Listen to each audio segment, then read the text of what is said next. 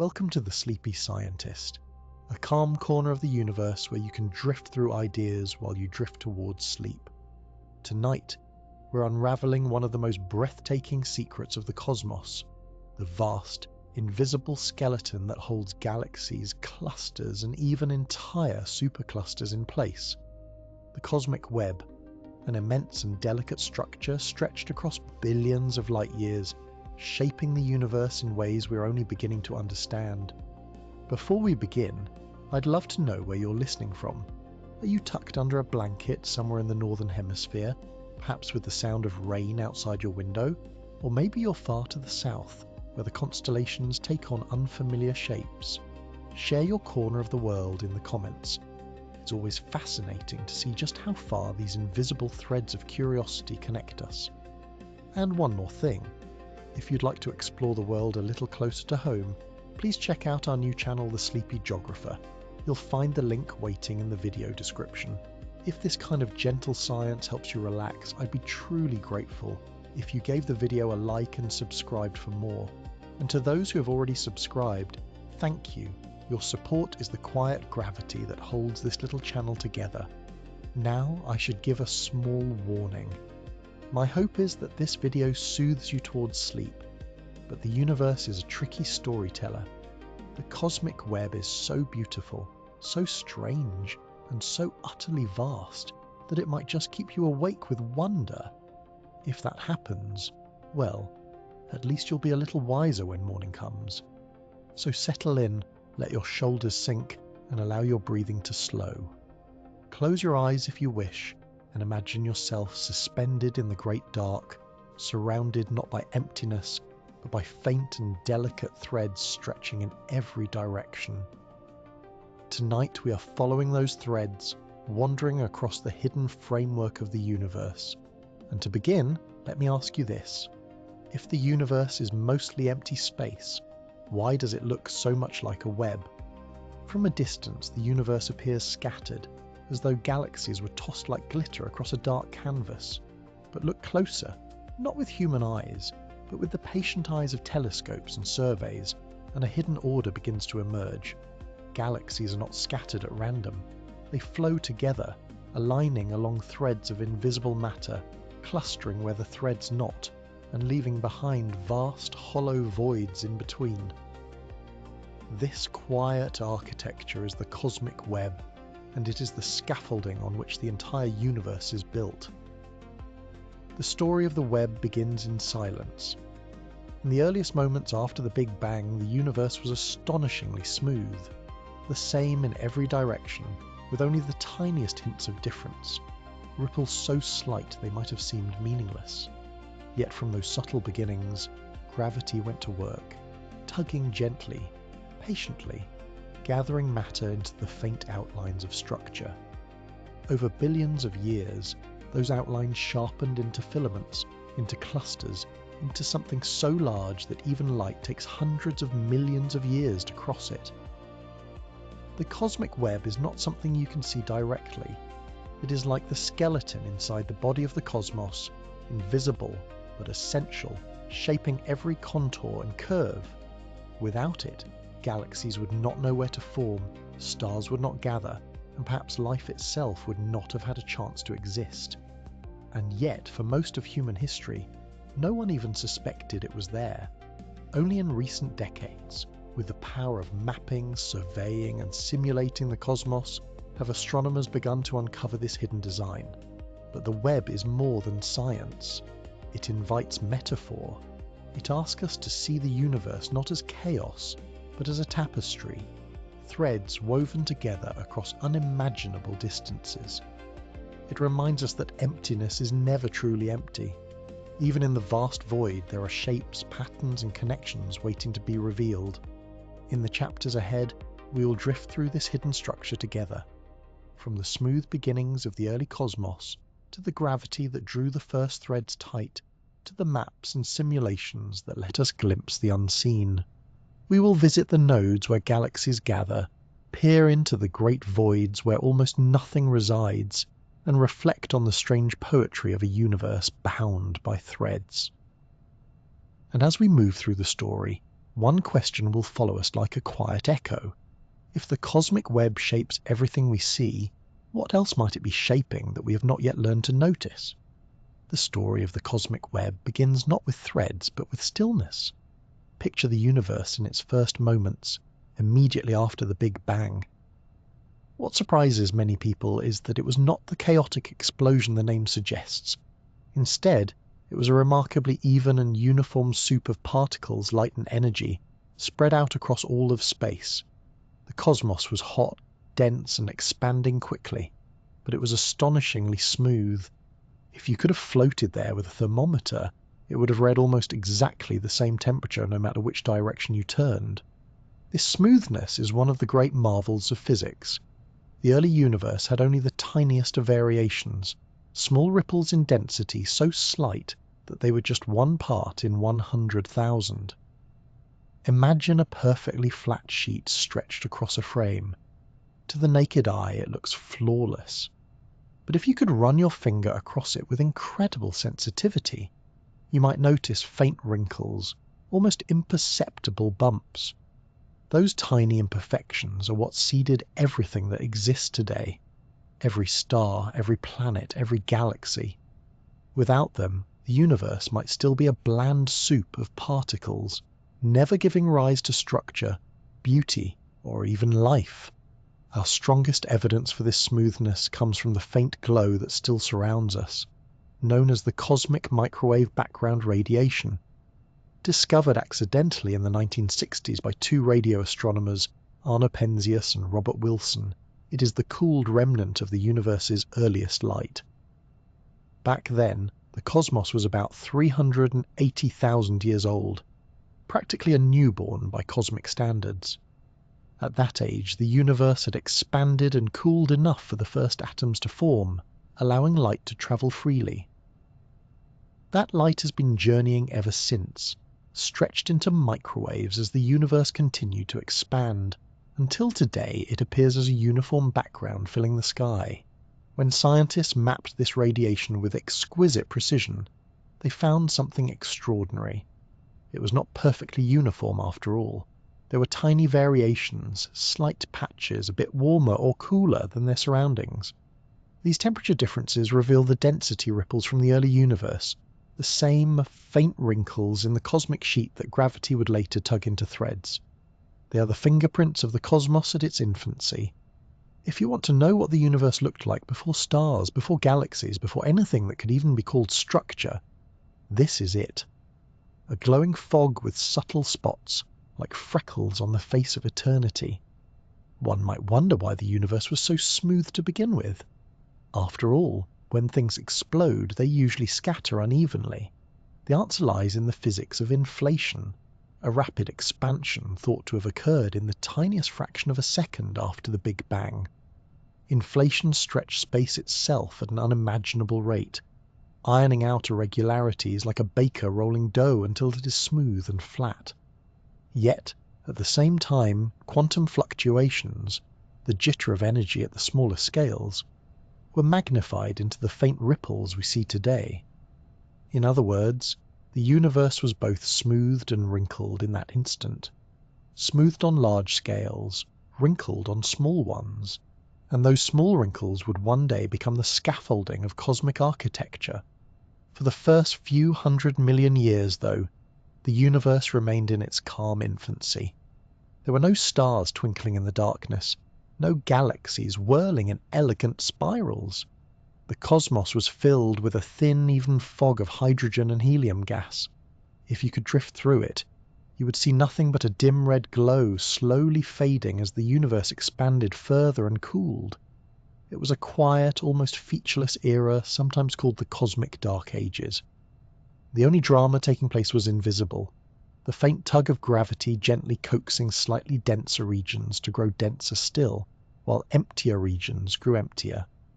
The stage was being set, but the curtain had not yet risen. It is worth pausing to appreciate just how delicate this balance was. If the early universe had been perfectly smooth, with no variations at all, then gravity would have had nothing to work with. No seeds for structure, no filaments, no clusters. only an endless spread of featureless gas. On the other hand, if the early fluctuations had been too large, the universe would have collapsed into black holes almost immediately, snuffing out the chance for galaxies and stars to emerge.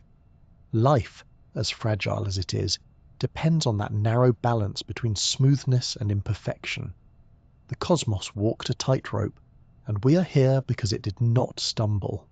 Scientists sometimes describe the cosmic microwave background as a baby picture of the universe, and like a baby photo, it is both ordinary and astonishing. Ordinary, because at first glance it is just a mottled pattern of faint colours. Astonishing, because hidden in that pattern is the blueprint of everything that followed. Every cluster of galaxies, every cosmic void, every structure we marvel at today began as a tiny blotch in that ancient glow. In a sense, the early universe was whispering its future in code, and only now do we have the tools to listen. What is striking is how serene this beginning truly was. For all the talk of the Big Bang as a fiery explosion, what it gave rise to after those first fractions of a second was a calm, almost featureless expanse. A universe that looked the same in every direction, patiently waiting for gravity to begin its long, slow dance. The cosmic web was already written into those first ripples, but invisible, like ink on parchment waiting to be revealed. And so the smooth beginning is less like a bang and more like a breath, a gentle exhale into the void, filling space with light and matter in equal measure, balanced almost perfectly. Out of that calm, gravity would one day pull threads, weave filaments, and carve the great structures we now call the cosmic web. But in those first quiet moments, the universe was simply smooth, glowing softly, and waiting for time to work its wonders. In the vast calm of the early universe there was a secret restlessness hiding beneath the smoothness. Space itself was not entirely serene. On scales far smaller than atoms, reality is never perfectly still. It quivers. This jitter is known as quantum fluctuation, the restless hum of existence at the tiniest possible level. Even in a perfect vacuum, where there seems to be nothing at all, energy flickers in and out, particles pop up and vanish, and uncertainty rules. It is this microscopic uncertainty, magnified by the early expansion of the cosmos, that seeded the ripples in nothing, the faint wrinkles that would eventually grow into galaxies, clusters, and the cosmic web. To understand this, imagine a perfectly calm pond. At first it looks still, but look closer and you'll see that the surface is never truly flat. Tiny disturbances ripple across it, barely visible, stirred by the faintest breeze or the motion of a hidden fish below. Now imagine that pond suddenly expanding faster than light, stretching those tiny ripples outward in an instant. What began as minuscule wiggles becomes large, noticeable waves spread across the whole surface. That is essentially what happened in the early universe. Inflation took the quantum jitters of space and blew them up to cosmic size, imprinting them on the fabric of reality itself. These fluctuations created slight differences in density, regions where matter was just a little more concentrated than average, and regions where it was a little less. The difference was extraordinarily small, barely 1 part in 100,000. Yet that tiny contrast made all the difference. Over billions of years, gravity amplified those slight excesses of matter, pulling more and more material toward them, while emptier regions were drained further still. From such fragile beginnings, the skeleton of the cosmos began to take shape. It is almost humorous in a cosmic sense to think that everything we see around us owes its existence to what is essentially quantum fuzziness. The Milky Way, with its hundreds of billions of stars, the sun shining steadily for billions of years, the Earth spinning with its mountains, oceans, and living creatures, all of it can be traced back to tiny quantum whispers in the very first moments of time. The universe is not only stranger than it looks, it is stranger than it should even be allowed to be. The evidence for these primordial ripples lies once again in the cosmic microwave background radiation. High-resolution maps, like those from the Planck satellite, reveal patterns of warmer and cooler spots scattered across the sky. These are the fingerprints of the quantum fluctuations stretched by inflation. The warmer regions represent slightly denser patches of matter, and the cooler regions represent slightly thinner ones. If you rotate such a map around, you can almost imagine it as a cosmic weather forecast, showing highs and lows across the young universe. Except instead of predicting storms and sunshine, it is predicting where galaxies and voids will eventually appear. One of the most fascinating aspects of these fluctuations is how precisely balanced they are. If the variations had been even a little larger, the early universe would have been far more chaotic. Matter would have clumped so violently that black holes might have dominated everything. If the variations had been smaller, on the other hand, gravity would never have had enough of a head start. Galaxies and stars might never have formed at all, leaving the cosmos as a cold, thin fog.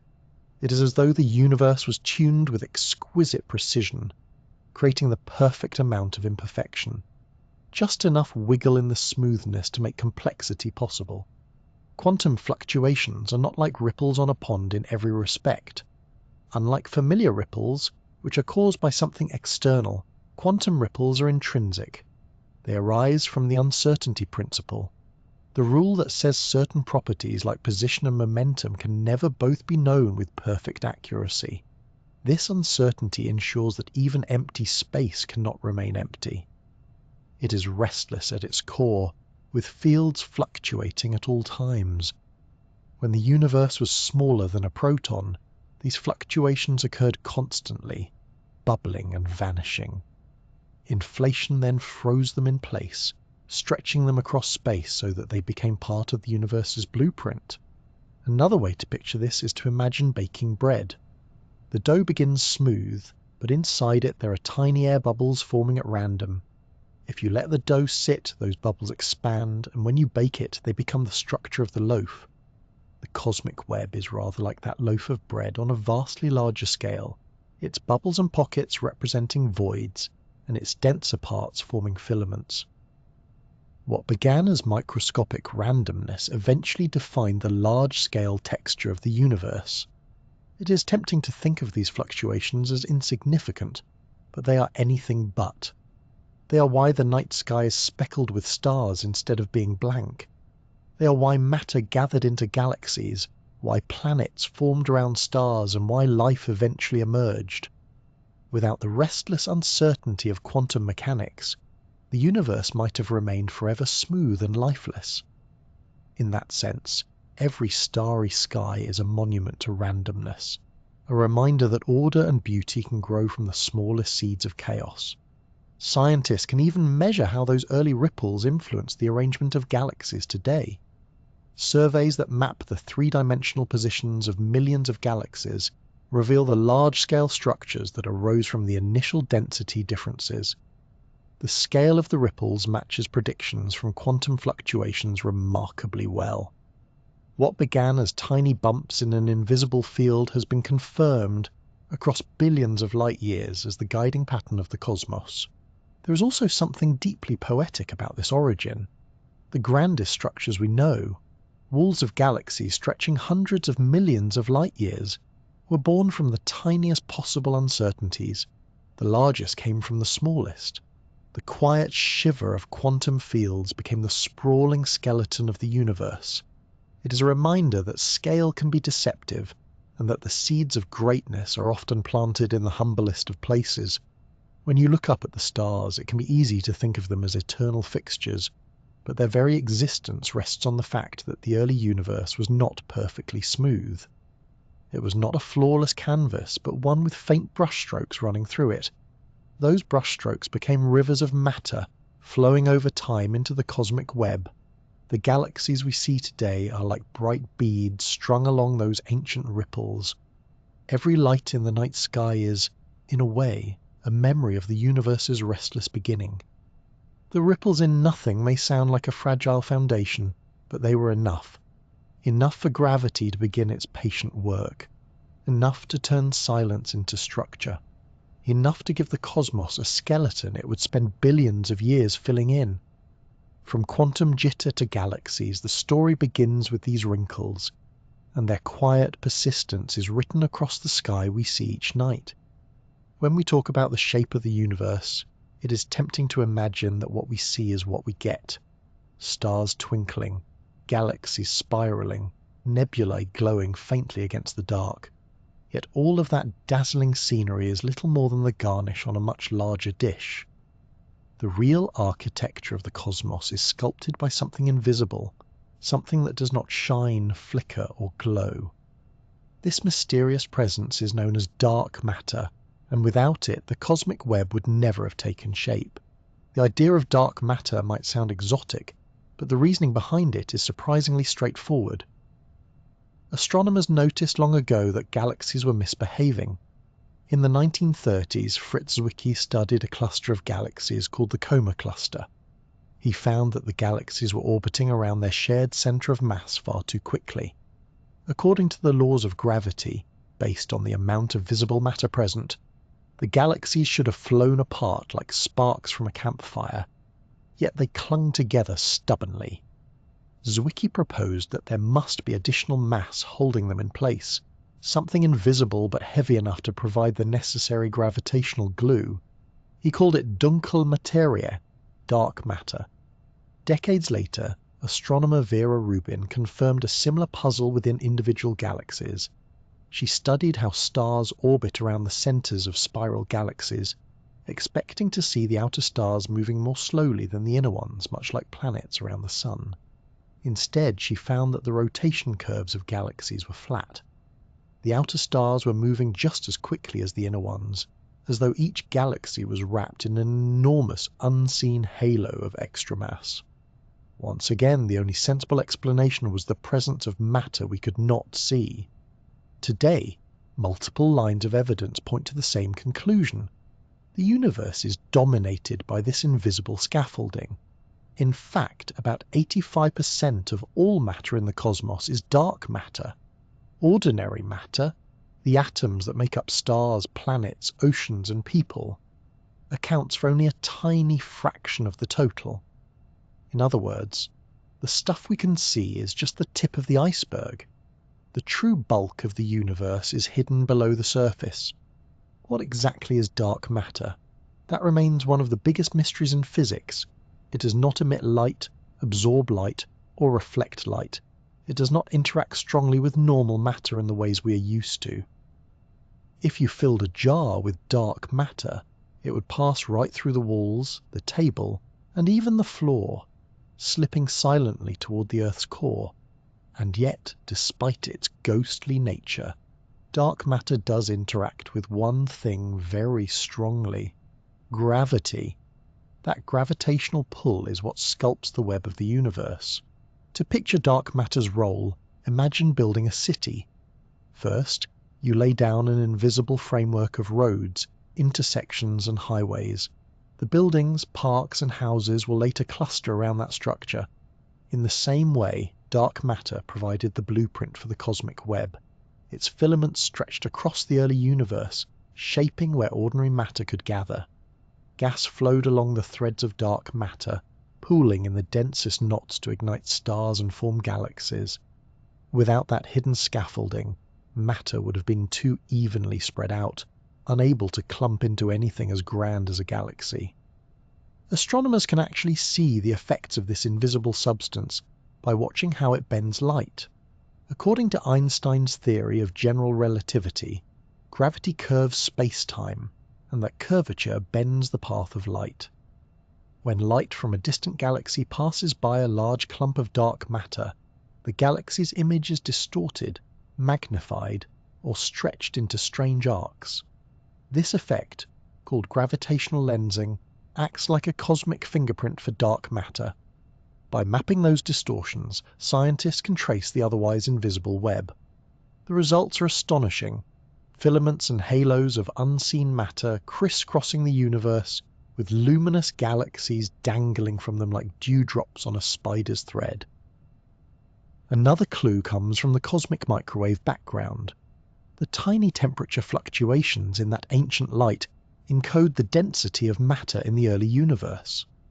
When physicists run the numbers, they find that the amount of ordinary matter is nowhere near enough to explain the patterns we see today. Only by adding dark matter to the equations does everything line up. The ripples from the beginning demanded a hidden mass to grow into the web we observe. Computer simulations provide perhaps the most striking evidence. Feed the laws of physics into a supercomputer, set the initial conditions based on the early universe, and then let it run. When dark matter is included, the result is a stunningly accurate cosmic web, filaments, voids, and clusters, just like we see in real surveys. Run the same simulation without dark matter, and the result is underwhelming. The universe remains too smooth, too bland, with no great threads forming. Reality seems to insist. Dark matter is the invisible architect. Despite this overwhelming evidence, the nature of dark matter remains elusive. Many scientists suspect it is made of exotic particles, perhaps weakly interacting massive particles, sometimes called WIMPs, or maybe axions, which are hypothetical particles born in the earliest moments after the Big Bang. Countless experiments buried underground, floating in balloons, or orbiting in satellites have searched for a direct detection of dark matter particles, but so far the universe keeps its secret. For now, dark matter remains the universe's greatest game of hide and seek. It is strange to think that most of the matter in the cosmos is invisible to us. When you look at the night sky, all the stars, planets, and glowing clouds are just the frosting on a cake we cannot see. Dark matter provides the sponge underneath, holding the whole thing together, even if it never catches the light. It is a humbling reminder that reality is not obligated to be visible to human eyes. In fact, most of it is not. Still, dark matter is not completely unknowable. While it refuses to shine, it reveals itself through its influence. It is the reason galaxies do not unravel, the reason clusters remain bound, the reason filaments stretched across billions of light years can hold their form. It is gravity's silent ally, pulling matter into place while remaining unseen. The cosmic web is not just made of galaxies, it is woven on dark matter's loom. In a way, this invisible mass makes the universe more intriguing, not less. Imagine if everything in the cosmos was simple, obvious, and directly visible. How dull it would be. Instead, we live in a universe with hidden layers, where the most important ingredients are the ones we cannot touch or see. Dark matter is not just an astrophysical oddity, it is a reminder that mystery itself is a fundamental part of existence. When you gaze at the stars, it's easy to think of them as the main characters in the story of the universe, but in truth, they are more like actors following a script written by an unseen hand. Dark matter shapes the stage, lays down the plot, and directs the action. The stars, the galaxies, and even we ourselves are following the quiet choreography of an invisible partner. The cosmos, then, is not just luminous, it is shadowed, scaffolded by something unseen. Dark matter's grip is firm but gentle, guiding matter into place without ever revealing its face. It is the silent skeleton of the universe, the unseen threads that hold the web together. And though we may never see it directly, its presence is undeniable, woven into the very fabric of the night sky. Gravity is often imagined as a dramatic force, pulling apples from trees or planets into orbit. But in the early universe it worked with far more patience. It did not fling matter into action in sudden bursts. Instead, it acted as a quiet sculptor, tugging ever so gently at the small ripples left over from inflation and dark matter's hidden scaffolding. Over vast stretches of time, those subtle pulls grew stronger, coaxing particles and gases into filaments that would one day thread across the cosmos. At first, the universe was filled with a nearly uniform fog of hydrogen and helium. No stars lit the darkness, no galaxies twirled their spiral arms, yet hidden beneath the apparent smoothness were slight variations in density. Where matter was just a fraction thicker, gravity had a little more to work with. Those tiny differences became gravitational traps, slowly pulling in more gas, more particles, more of everything around them. Like raindrops gathering into rivulets, those regions became the foundations of cosmic structure. What is striking about gravity's role is how democratic it is. Every particle in the universe exerts a gravitational pull, no matter how small. A lone proton has its own gravity, although it is unimaginably weak. Multiply that by trillions upon trillions upon trillions of particles, and the effect becomes profound. Gravity has no off switch. It is always on, always reaching out across space. Even over billions of light years its influence stretches, gathering matter like an invisible net. As these slight overdensities grew, they began to stretch out into patterns. Instead of clumping into perfect spheres, the matter collapsed anisotropically, a word meaning unevenly, with different rates along different directions. This is where the magic happens. If gravity had drawn everything together uniformly, the universe might have been filled with isolated blobs of matter. Instead, because of the underlying dark matter scaffolding and the subtle variations in density, matter collapsed more easily in one direction than another. This uneven pull funneled matter into sheets, then into elongated filaments, like dough being rolled into strands. Those strands became the highways of the cosmic web. Computer simulations give us a front-row seat to this process. Begin with a nearly uniform distribution of matter, add the small ripples from the early universe, and let gravity do its work. Over millions of simulated years, matter does not fall straight inward. It streams along invisible gradients. Dense regions pull matter from their surroundings, but the flow is directional. Over time, you see matter sliding into sheets, then threads, then nodes at the intersections. It looks uncannily like veins spreading through a leaf, or streams carving a watershed. The natural world loves patterns, and gravity seems to be its artist in chief. On human timescales, this work is imperceptible. A galaxy cluster does not grow like a flower blossoming overnight. Instead, it takes billions of years for gravity to tug matter into position. Imagine watching a glacier flow, barely moving to the naked eye, yet shaping valleys and mountains over millennia. Gravity's hand is even slower, but given enough time, it rearranges the entire universe. The patience is staggering. A web spanning billions of light years was drawn not with speed but with persistence. The elegance of this process lies in how gravity amplifies differences. A region just slightly denser than its surroundings becomes a little stronger gravitationally. That extra strength pulls in more matter, which makes it denser still, which increases its pull, and so on. This feedback loop snowballs until vast filaments take shape. Meanwhile, regions with slightly less matter lose even more as their contents drain away toward denser areas, leaving behind enormous voids. The cosmic web is born not from deliberate design, but from gravity's ability to take the faintest imbalance and exaggerate it into a grand structure. Observational evidence shows us the results of this process today. Large-scale galaxy surveys map out millions of galaxies, and when the positions are plotted, they do not appear randomly sprinkled. Instead, they fall into patterns of long strings and walls, exactly what simulations predict from gravity's steady hand.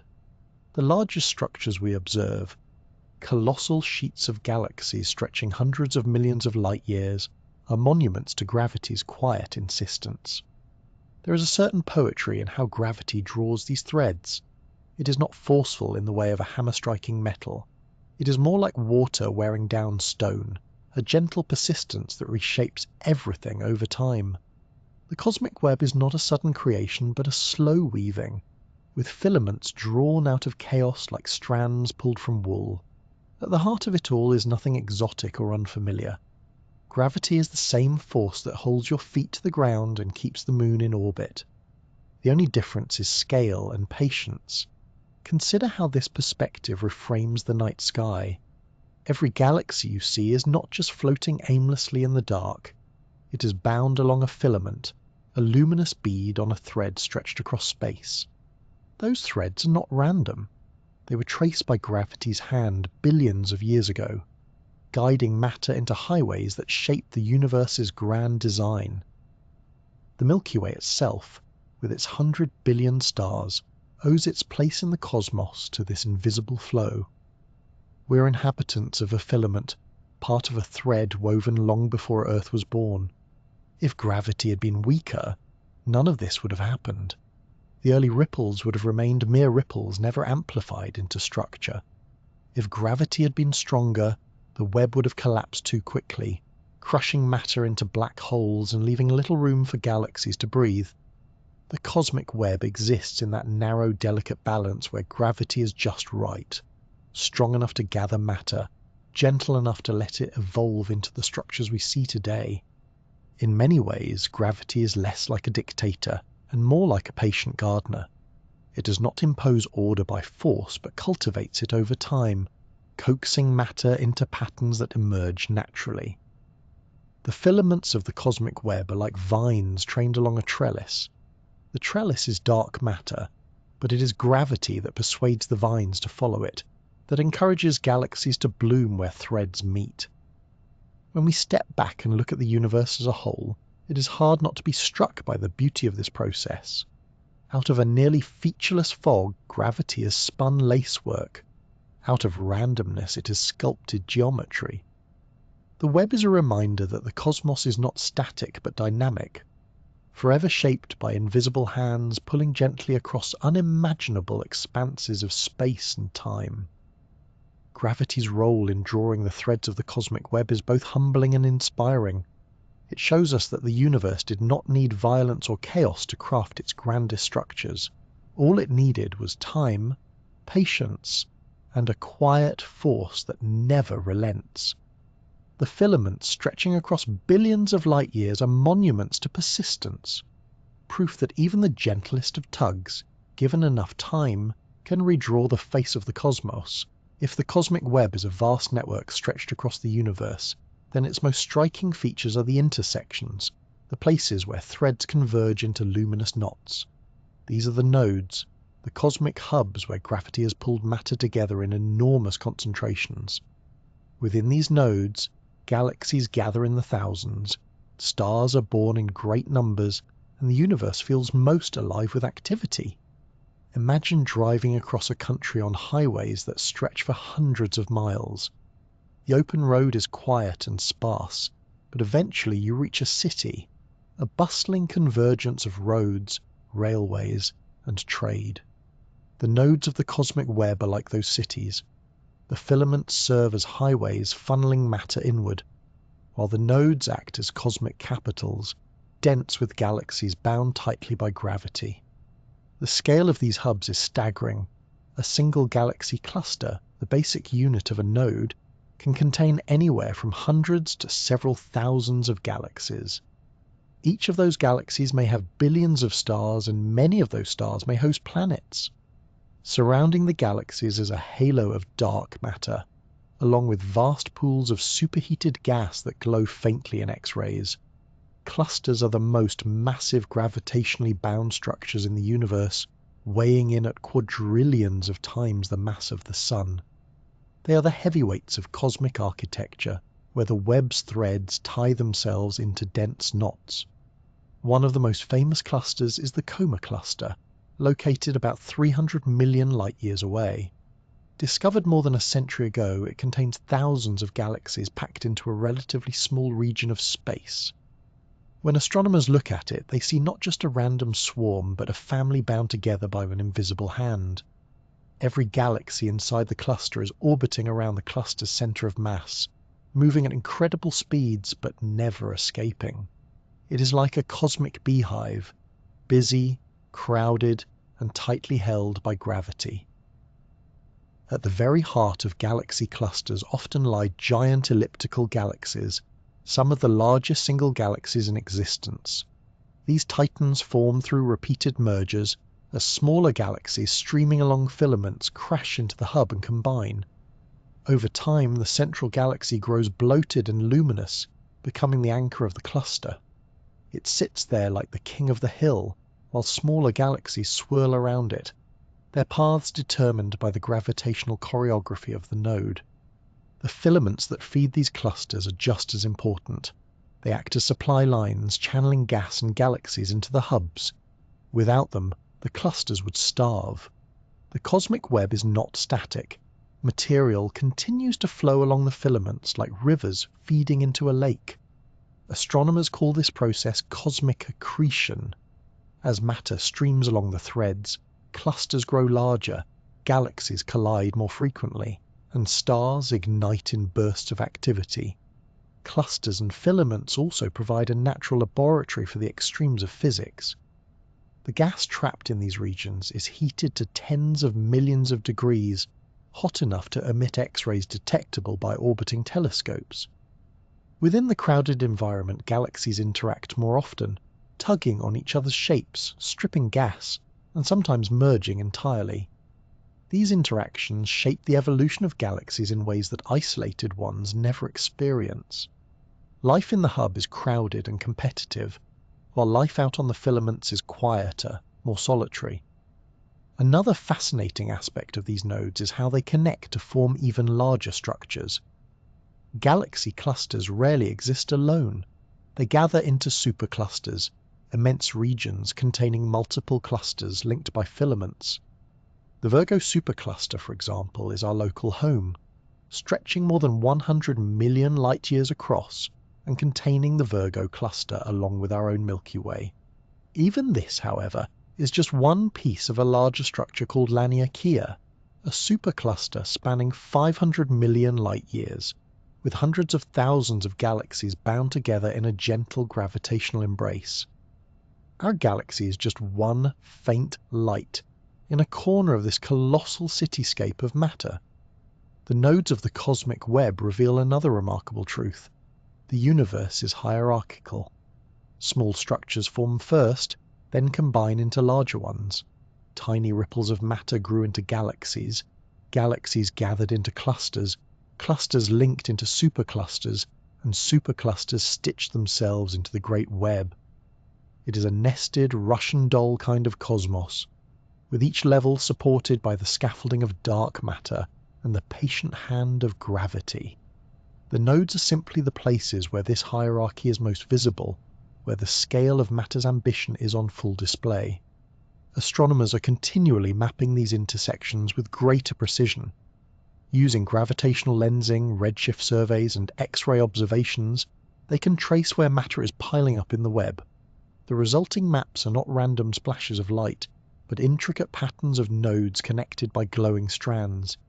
They look almost biological, as though the universe itself were alive, its galaxies the neurons of a vast cosmic brain.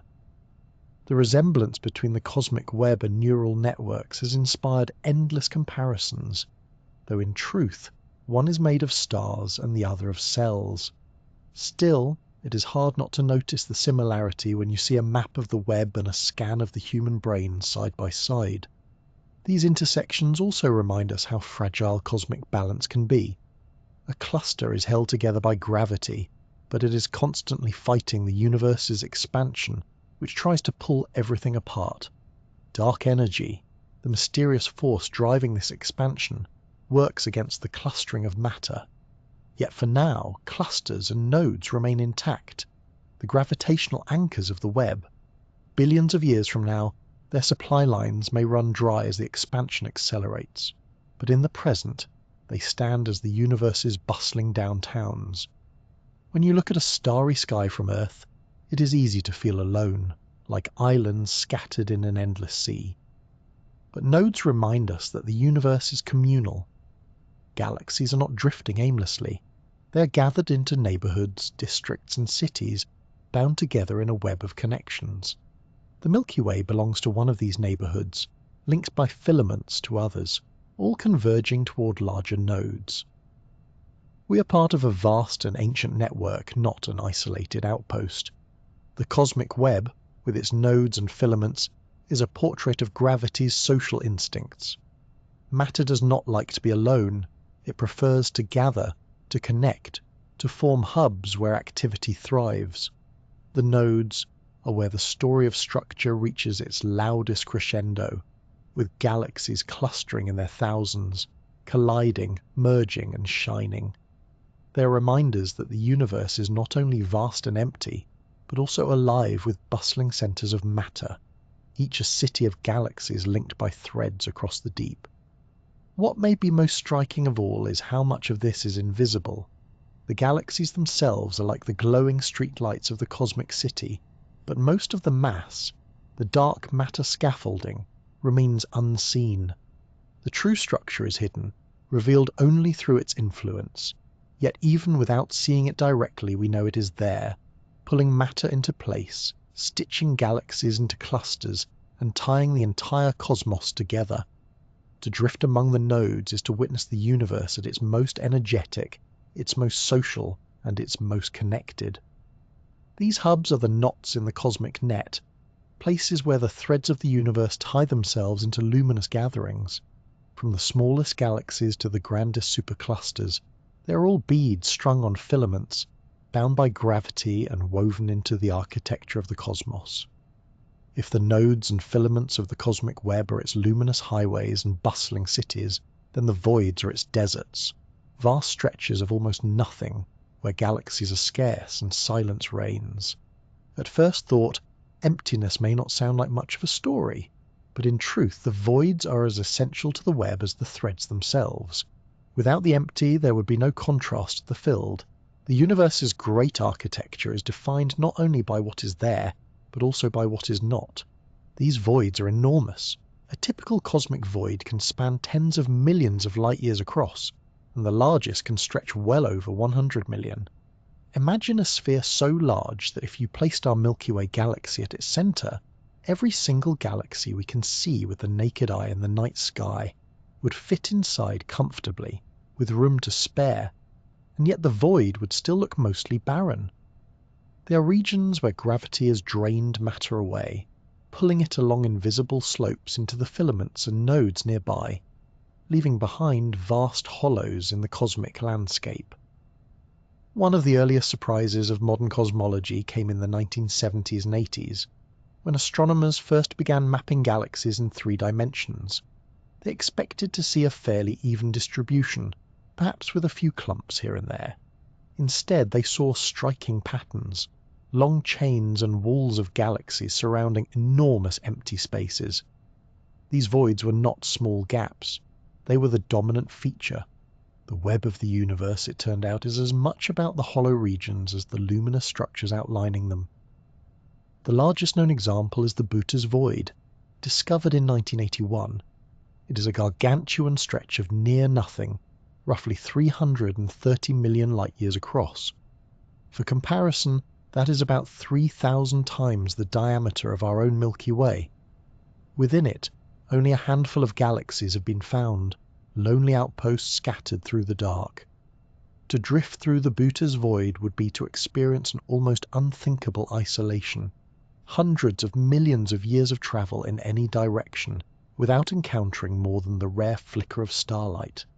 Yet voids are not truly empty. They contain dark matter, thin traces of hydrogen gas, and the occasional solitary galaxy. They are underdense rather than vacant, with perhaps only 10% of the average cosmic density. This might not sound like much, but it is enough to matter. The leftover gas within voids is often too thin to collapse into stars, so these regions remain faint and quiet. It is as though they are the quiet backwaters of the cosmos, bypassed by the great flows of matter streaming into the web's threads. Galaxies that do exist in voids tend to be unusual. With fewer neighbours to disturb them, they evolve more slowly, retaining their gas for longer periods of time. Some are small and irregular, forming stars at a leisurely pace. Others are surprisingly isolated spirals, like lonely pinwheels turning in the dark. Studying these galaxies is a challenge, but it also provides insight into how environment shapes cosmic evolution. A galaxy in the middle of a busy node may grow rapidly through collisions and mergers, while one in a void evolves in near solitude, shaped only by its own internal processes. Voids also play an important role in cosmology by acting as natural laboratories for dark energy. Because they are underdense, they expand faster than the universe as a whole. This accelerated expansion exaggerates the influence of dark energy, making voids sensitive indicators of its strength. By studying how galaxies are distributed within and around voids, astronomers can refine their understanding of how dark energy drives the universe's growth. The emptiest places, it seems, can sometimes speak the loudest about the fate of everything. On a more poetic level, the existence of voids changes how we imagine the cosmos. Without them, the universe would be an unbroken wall of galaxies, crowded and overwhelming.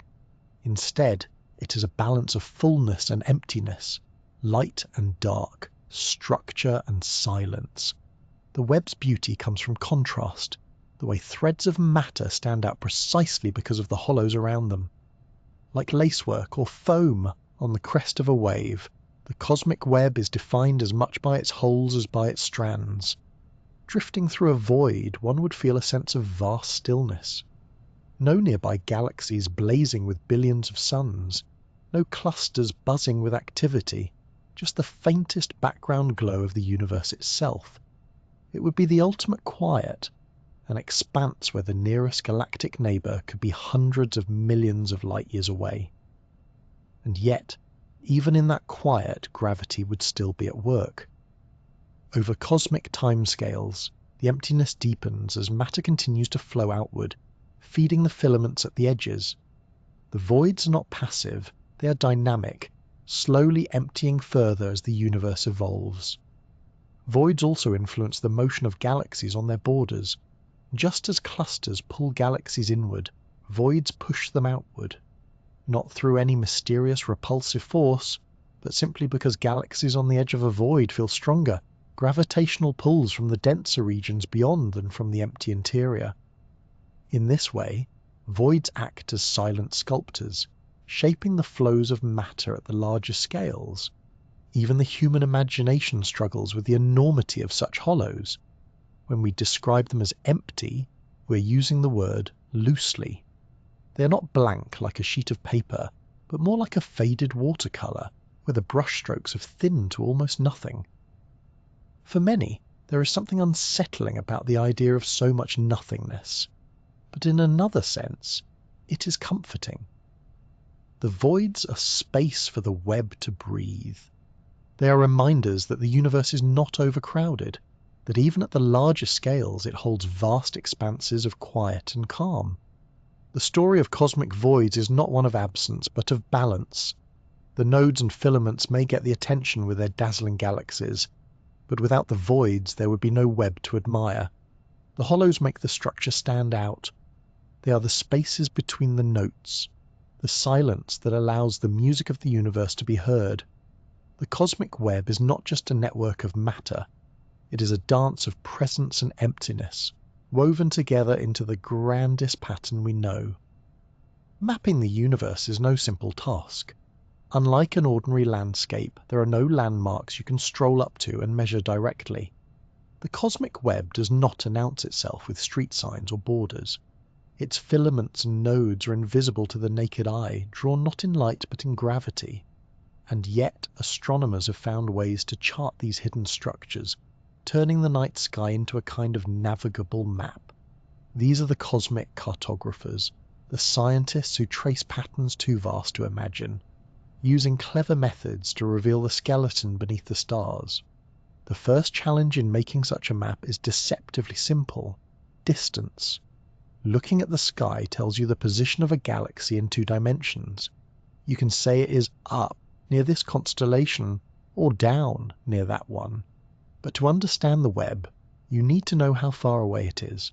Without distance, the universe looks like a flat painting, beautiful but misleading. The trick to unlocking the 3rd dimension is redshift. When light travels through an expanding universe, its wavelength is stretched, shifting it toward the red end of the spectrum. The farther away a galaxy is, the more its light is stretched. By carefully measuring this redshift, astronomers can determine how far the galaxy has travelled from us, and by extension, how far away it currently lies. It's a bit like hearing the pitch of a siren change as an ambulance moves away, except the siren is a galaxy, and the pitch has been stretched across millions or billions of years. Armed with redshift measurements, astronomers began assembling three-dimensional maps of galaxy positions. What had once looked like a random sprinkle of light suddenly revealed astonishing order. Instead of being scattered evenly, galaxies lined up in long strings and walls, leaving behind enormous voids. The cosmic web was no longer theory, it was charted territory. Early surveys, though small by today's standards, hinted at this structure. In the 1970s, projects like the CFA Redshift Survey began to plot galaxies not just across the sky, but in depth. As the data accumulated, astronomers realized they were seeing something entirely new. The universe had texture. Those first maps looked almost like coral, with branching structures and hollow bubbles. They were glimpses of the web that underlies everything. As technology improved, surveys expanded in scope. The Sloan Digital Sky Survey, launched in the late 1990s, revolutionized our view of the cosmos. Using a dedicated telescope in New Mexico, it has measured redshifts for millions of galaxies, producing a three-dimensional atlas of unprecedented detail. When astronomers visualize the results, they see filaments stretching across hundreds of millions of light years, knots where clusters gather, and yawning voids in between. For the first time, humanity could see the web not as a vague concept, but as a mapped reality. These maps are not just pretty pictures, they are scientific gold mines. By studying the distribution of galaxies, astronomers can test theories of dark matter, dark energy, and cosmic evolution. For example, the spacing of galaxies reveals something called baryon acoustic oscillations, subtle imprints of sound waves that rippled through the early universe's plasma. These oscillations act as a kind of standard ruler, allowing cosmologists to measure the expansion history of the universe with remarkable precision. In other words, galaxy maps are not just charts of where things are, but also time capsules telling us how the universe has grown. Of course, redshifts are not the only tool. Astronomers have developed other ingenious methods to trace the invisible patterns.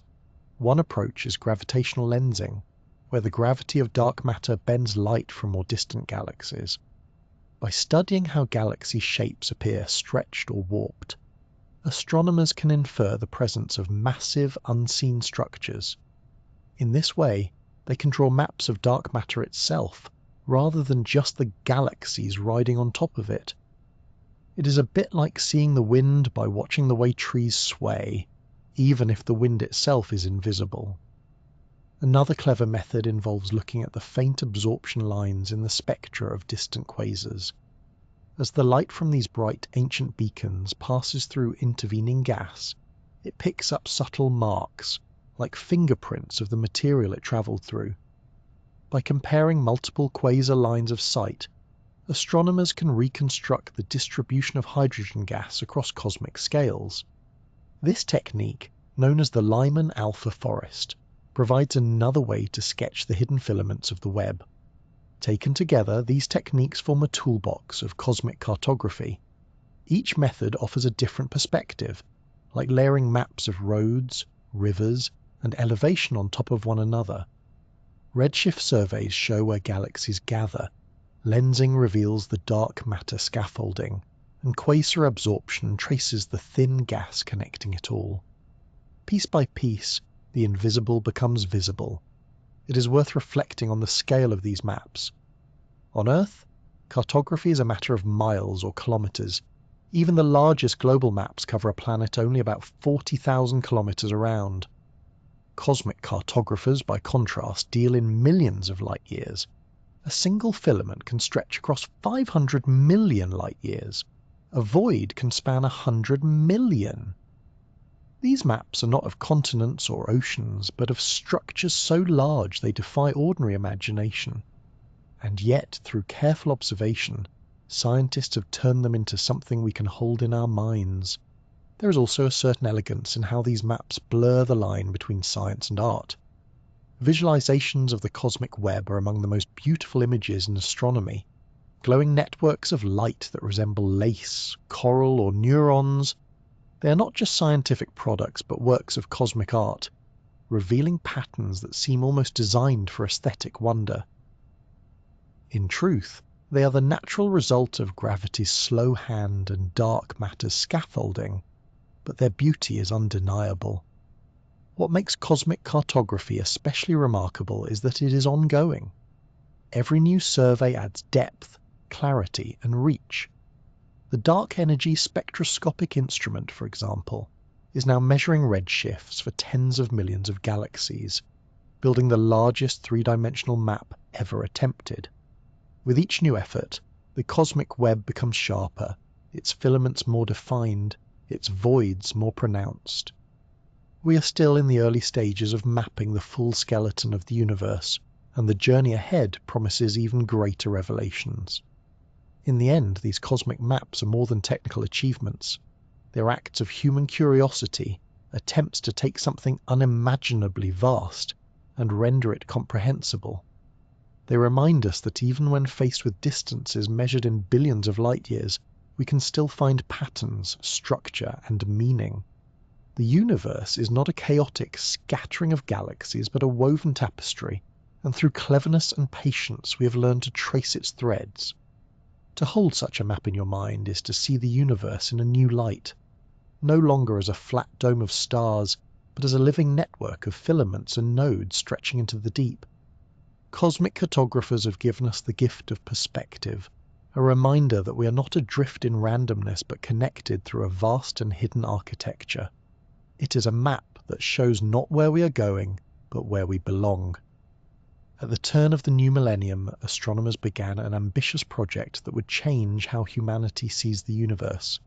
It was called the Sloan Digital Sky Survey, often shortened to SDSS, and it set out with a bold goal: to create the most detailed three-dimensional map of the cosmos ever attempted. For centuries, star charts had guided sailors and explorers across Earth's oceans, but the Sloan map would guide us across the oceans of space. Instead of plotting coastlines and islands, it would chart galaxies, clusters, and the hidden patterns of the cosmic web. The Sloan project was named after Alfred P. Sloan, whose foundation funded much of the effort. The telescope itself, a dedicated 2.5-meter instrument at Apache Point Observatory in New Mexico, was purpose-built for wide-field surveys. Unlike many telescopes that peered deeply into one small patch of sky, this one was designed to sweep across vast areas, systematically cataloguing stars and galaxies. Equipped with advanced digital detectors, it could record hundreds of spectra at once, allowing astronomers to measure distances for an unprecedented number of celestial objects. In the early days, there was a sense of anticipation, almost of audacity. Could a single survey really capture a meaningful portion of the universe in detail? The answer came swiftly, and it was resounding. As the data rolled in, astronomers began to assemble the largest atlas of the universe ever made. Over the years, the Sloan survey would collect redshifts for millions of galaxies, transforming the night sky from a flat sprinkling of lights into a dynamic three-dimensional structure. When the first results were visualized, they stunned the scientific world. The galaxies were not scattered like sand on a beach, but arranged in patterns of filaments, walls, and voids. In particular, one of the earliest slices of the Sloan map revealed an enormous concentration of galaxies known as the Sloan Great Wall, a structure stretching over 1.5 billion light-years across. To put that in perspective, light itself, moving at nearly 300,000 kilometers per second, would take over 1.5 billion years to cross from one side of the wall to the other. It was one of the largest coherent structures ever discovered, and it stood as direct evidence of the web-like nature of the cosmos. The power of the Sloan survey lay not just in its scale, but in its precision. With accurate redshift measurements, astronomers could place each galaxy in 3 dimensions, revealing not only its location but also its relationship to its neighbors. Suddenly, the cosmic web was no longer theoretical, no longer inferred from patchy observations. It was there on the screen, a glowing lattice stretching across billions of light years. Clusters shone like knots, filaments threaded between them, and yawning voids gaped in between. The Sloan map also helped cosmologists tackle some of the biggest questions in physics.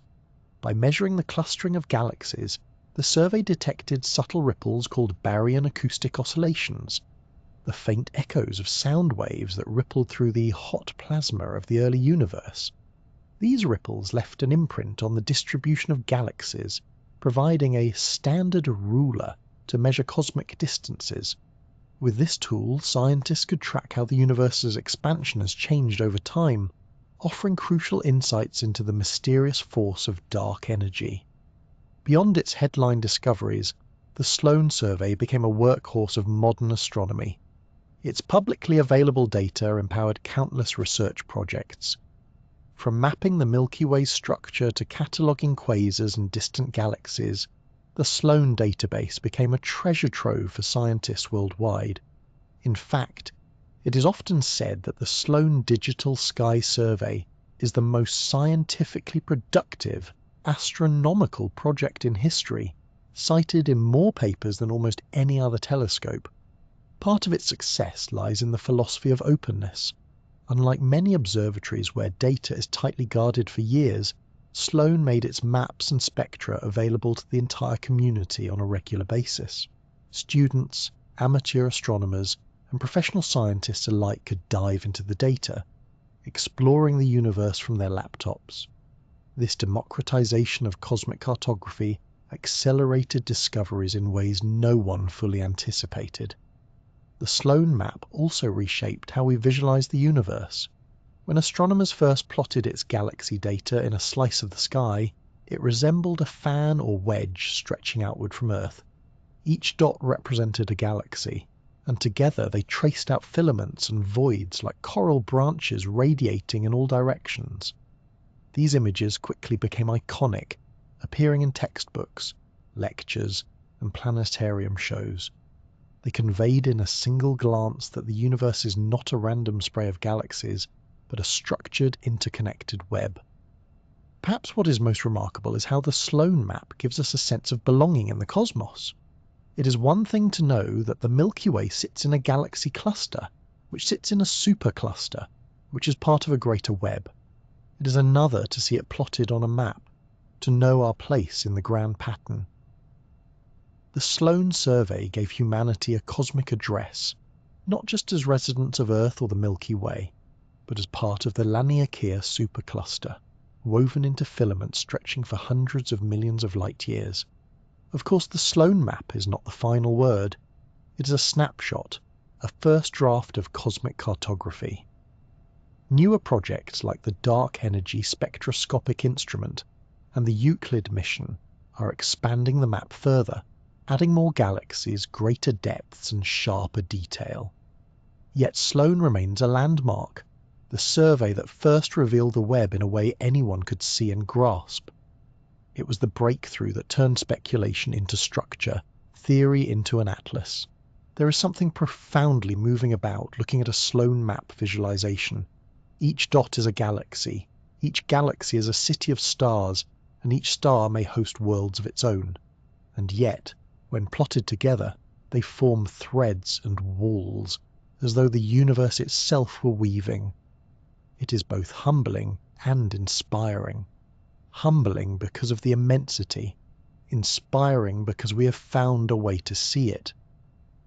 The cosmic web may be invisible to the eye, but with the Sloan Digital Sky Survey, humanity sketched its outline and revealed the architecture of the universe. In the end, the Sloan map is not just data. It is a story of curiosity, persistence, and vision. It shows that with the right tools, the invisible can become visible, the unimaginable can be charted, and even the universe itself can be mapped. For the first time in human history, we have a chart of the web that holds us, and it is a map not of seas or continents, but of the skeleton of the cosmos. Light, for all its speed and grace, is not entirely free. It may race across billions of light years, but the path it takes can be bent, twisted, and reshaped by gravity. This bending of starlight is one of the strangest and most beautiful predictions of Einstein's general theory of relativity. It is also one of the most useful tools astronomers have for uncovering the invisible scaffolding of the cosmos. By studying how light curves as it passes massive structures, scientists can map dark matter, revealing the hidden threads of the cosmic web. This technique is called gravitational lensing, and it is gravity's fingerprint on the fabric of the universe. To understand the idea, imagine holding a magnifying glass over a page of text. The words bend and stretch as the lens redirects the light. Gravity acts in a similar way, except the lens is not made of glass. It is made of mass itself. A galaxy, a cluster, or even a filament of dark matter can warp space-time, curving the trajectory of light passing near it. To an observer, the background galaxy appears distorted, magnified, or sometimes even duplicated as though seen through a cosmic funhouse mirror. This was not always an accepted idea. Before Einstein, Newtonian physics described gravity as a force pulling directly between objects. It could keep planets in orbit, but it had nothing to say about the bending of light. In 1915, Einstein proposed that gravity is not a pull at all, but a curvature of space-time. Massive objects act like heavy spheres placed on a stretched sheet, warping the surface so that anything moving across it follows a curved path. Light, though massless, still travels through space-time and therefore feels its curves.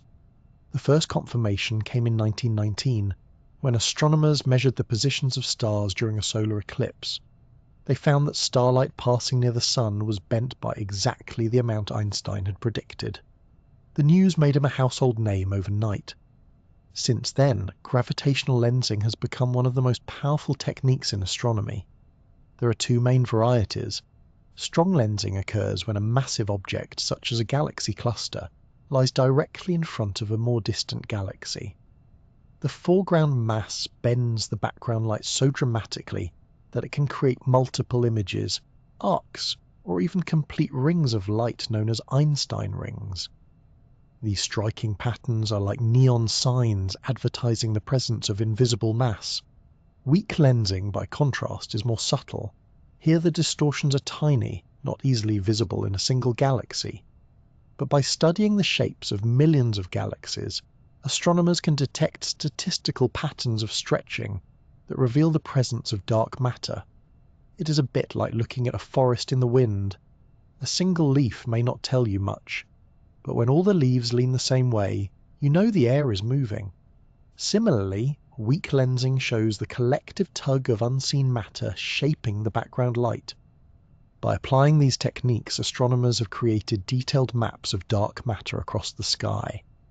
One of the most famous examples came from the Hubble Space Telescope, which used weak lensing to reveal sprawling dark matter filaments connecting galaxy clusters. These filaments match the predictions of computer simulations, confirming that dark matter really does form the skeleton of the cosmic web. It was like turning on a black light in a room and suddenly seeing the hidden patterns glowing on the walls. Perhaps the most dramatic demonstration of lensing's power comes from galaxy clusters. Take Able 1689, a massive cluster more than 2 billion light-years away. Images from Hubble show dozens of elongated arcs encircling the cluster. Each arc is the distorted image of a more distant galaxy, its light bent by the cluster's enormous gravitational field. By analysing the precise shapes and positions of these arcs, astronomers can calculate the distribution of dark matter within the cluster. The luminous galaxies and hot gas are just the surface decoration. The bulk of the mass lies in a sprawling, invisible halo of dark matter, traced only by the bent paths of light. Lensing has also played a key role in one of the most important cosmic experiments, the Bullet Cluster. This system, formed by two colliding galaxy clusters, provides striking evidence for dark matter's existence. When the clusters smashed together, their hot gas clouds collided and slowed, emitting X-rays. But gravitational lensing revealed that the bulk of the mass passed straight through with the galaxies, leaving the gas behind. This separation of normal matter and gravitational mass cannot be explained without dark matter. It is as though the cosmos performed its own experiment, peeling back the layers to show us what is truly holding the structure together. On larger scales, weak lensing surveys are mapping dark matter across billions of light years. Projects like the Dark Energy Survey and the Hyper Supreme Cam survey in Japan have charted enormous swaths of sky, revealing a cosmic web of dark filaments threading between clusters. Each faint distortion of a background galaxy adds one more brushstroke to the map until the hidden skeleton emerges in full. These surveys not only trace dark matter, but also test cosmological models. By comparing the observed web with simulations, scientists can refine their understanding of how the universe evolved. Lensing is not only useful for dark matter, it also magnifies distant galaxies, acting as a natural telescope. Strong lensing can boost the light from galaxies too faint to see otherwise, allowing astronomers to study the earliest galaxies formed just a few 100 million years after the Big Bang. In a sense, the universe provides its own zoom lenses, bending light in our favour. But for the story of the cosmic web, lensing's greatest contribution is the way it reveals the invisible scaffolding holding everything in place. What is remarkable is how elegant the method is. Light from distant galaxies has been travelling for billions of years, minding its own business, when suddenly it encounters a massive clump of dark matter. Its path curves like a runner taking a bend in the track, and it continues on toward Earth. By the time it reaches our telescopes, the image has been stretched or duplicated. That distortion is not a flaw, it is information encoded in the shape of light. Astronomers, acting as detectives, decode the message to reconstruct the invisible structures along the way. It is easy to forget how astonishing this really is. We're inferring the presence of vast unseen filaments of matter, not by touching them or seeing them directly, but by noticing the way they bend the light of galaxies billions of light years beyond them. It is like detecting the existence of wind, not by feeling it on your skin, but by observing a candle flame flicker in a distant window. The subtlety of the method underscores the ingenuity of human curiosity. Gravitational lensing is gravity's fingerprint, a mark left on the light that passes by. Each arc, each distortion, is a clue pointing to the hidden mass shaping the universe. Together, they form maps of the web, revealing a cosmos far richer and stranger than what our eyes alone can see.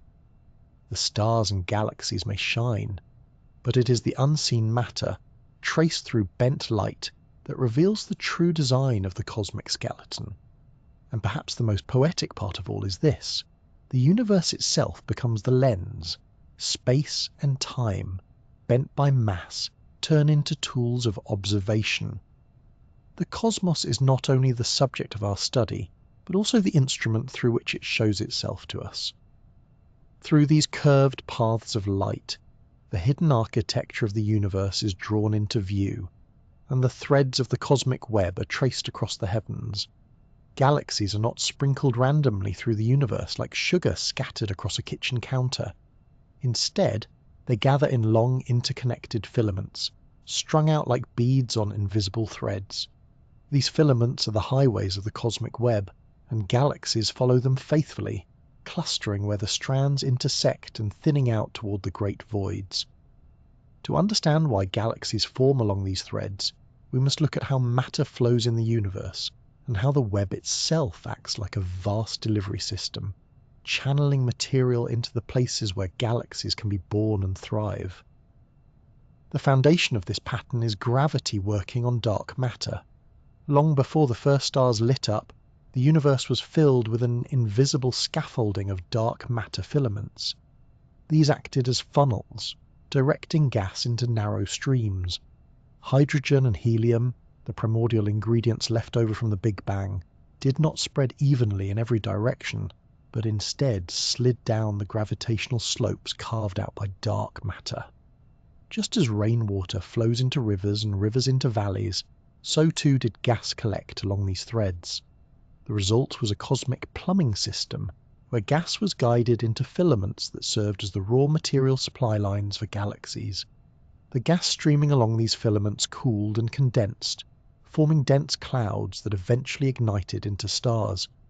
Where multiple filaments intersected, even more gas accumulated, creating galaxy clusters. In this way, the web acted as both the blueprint and the builder, dictating where galaxies would arise and how they would evolve. Without the guiding hand of the filaments, matter might have spread too thinly, never reaching the densities required to spark star formation. Computer simulations of cosmic structure formation make this process vividly clear. When astronomers model the universe with dark matter and gas, they see filaments emerge naturally. Gas flows along them like traffic on a busy highway, funneled into hubs where clusters of galaxies form. Galaxies within these simulations rarely appear far from the threads, confirming that the cosmic web is not just background decoration, but the main organizing principle of galactic life. Observations of the real universe match these simulations beautifully. Large-scale surveys show that galaxies overwhelmingly lie along filaments, rarely straying deep into the voids. Those few that do are lonely and often unusual in appearance, starved of fresh gas supplies. By contrast, galaxies along the threads are constantly fed by streams of material flowing through the web. This continuous resupply is critical for their growth, fueling star formation and sustaining them across billions of years. One of the fascinating consequences of this filamentary feeding is that galaxies are not just passively placed along the web, but actively shaped by it. Streams of cold gas funnel directly into galaxies, sometimes triggering starbursts as new material ignites. The orientation of galaxies can also be influenced by the filaments. Spiral galaxies, for example, often align their spin axes with the direction of the thread they inhabit. It is as if the galaxies know which way the road runs and orient themselves accordingly, joining the cosmic traffic. The web is not uniform, however. Some filaments are thick and bustling, packed with gas and galaxies, while others are thin and faint, barely detectable. The thickness and density of a filament determine the kind of galaxies that form along it. Thick, massive filaments tend to host larger galaxies and feed rich clusters, while thinner strands may only support smaller, more fragile systems. This variety is part of what gives the universe its diversity of galactic forms, from giant ellipticals to delicate spirals and irregular dwarfs. Clusters of galaxies at the intersections of filaments serve as dramatic demonstrations of this process. They are like major junctions on the cosmic highway, where multiple streams of material converge. These clusters are not static. They are still being fed by the filaments today. Galaxies continue to stream inward, sometimes colliding and merging, fueling bursts of activity. The supply lines never close, ensuring that the busiest parts of the cosmic web remain lively even in the present epoch. The flow of matter along filaments also explains why star formation has not yet completely died out in the universe. Although the overall rate of new star birth has slowed since its peak about 10 billion years ago, many galaxies are still forming stars thanks to a steady trickle of fresh gas arriving from the web. Without these cosmic supply lines, galaxies would have long since consumed their reserves and gone dark. The web is not just scaffolding, it is nourishment, delivering fuel that keeps the lights of the cosmos burning. In some cases, gravitational interactions within filaments can bring galaxies together. These encounters may trigger mergers, dramatically altering galactic structure and sparking waves of new stars. The filaments, then, are not only feeding galaxies but also orchestrating their interactions. A spiral galaxy drifting peacefully along a thread may one day find itself colliding with a neighbor, an event set in motion billions of years earlier by the flow of matter through the web. Astronomers studying these processes often draw analogies to ecosystems. Just as rivers, valleys, and fertile plains determine where plants and animals thrive on Earth, so the cosmic web determines where galaxies flourish in space. The voids are deserts, thin and empty, while the filaments are fertile river valleys, sustaining a rich variety of galactic life. The web is not alive in any literal sense, of course, but it functions like an environment, shaping the conditions under which galaxies form, grow, and evolve. There is also a philosophical beauty to this arrangement. Galaxies, with all their stars, planets, and potential for life, are not scattered haphazardly, but connected by invisible highways of matter. It is a reminder that even on the grandest scales, the universe is about relationships and connections. Each galaxy is part of a greater network, nourished by the threads that link it to countless others across billions of light years. To gaze at the cosmic web, whether through the lens of a computer simulation or the results of galaxy surveys, is to see the grand design of gravity and dark matter at work. The filaments are not just outlines on a map, but the very arteries of the cosmos, pumping material into galaxies and clusters, sustaining the universe's luminous heartbeats. Every star you see in the night sky was likely born thanks to these hidden highways, every galaxy a traveller on the filaments of the web. The threads of the cosmic web are both pathways and lifelines. They are the reason galaxies exist where they do, the reason clusters form at intersections, and the reason the universe has structure rather than formless chaos. They act as couriers of creation, delivering gas and matter along invisible routes, weaving galaxies into place. In the quiet majesty of the cosmic web, the galaxies strung along its threads are the bright jewels of a universe forever shaped by its hidden skeleton. On the grandest scales, the universe is not simply a collection of galaxies or even clusters of galaxies. It is stitched together into colossal formations that stretch across hundreds of millions of light years. These superclusters and walls are the largest coherent structures we know, vast gatherings of galaxies tied together by gravity and outlined by the filaments of the cosmic web. To look at them is to glimpse the true immensity of the cosmos, and to realize that even our home galaxy, large as it seems, is just a single note in an unimaginably vast symphony. One of the most important of these structures is our own neighborhood supercluster, known as Laniakea. The name, from the Hawaiian language, means immense heaven, and it is hard to imagine a more fitting description. Laniakea spans about 500 million light-years and contains over 100,000 galaxies, including the Milky Way. It is a region where countless filaments converge, all flowing toward a gravitational basin known as the Great Attractor, a mysterious concentration of mass that tugs galaxies from millions of light-years away. To put the size of Laniakea into perspective, consider this.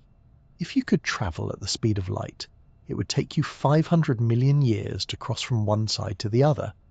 By comparison, Earth's entire history, from its formation to today, spans only about 4.5 billion years. In other words, you would need to cross Laniakea nearly 10 times just to cover the lifetime of our planet.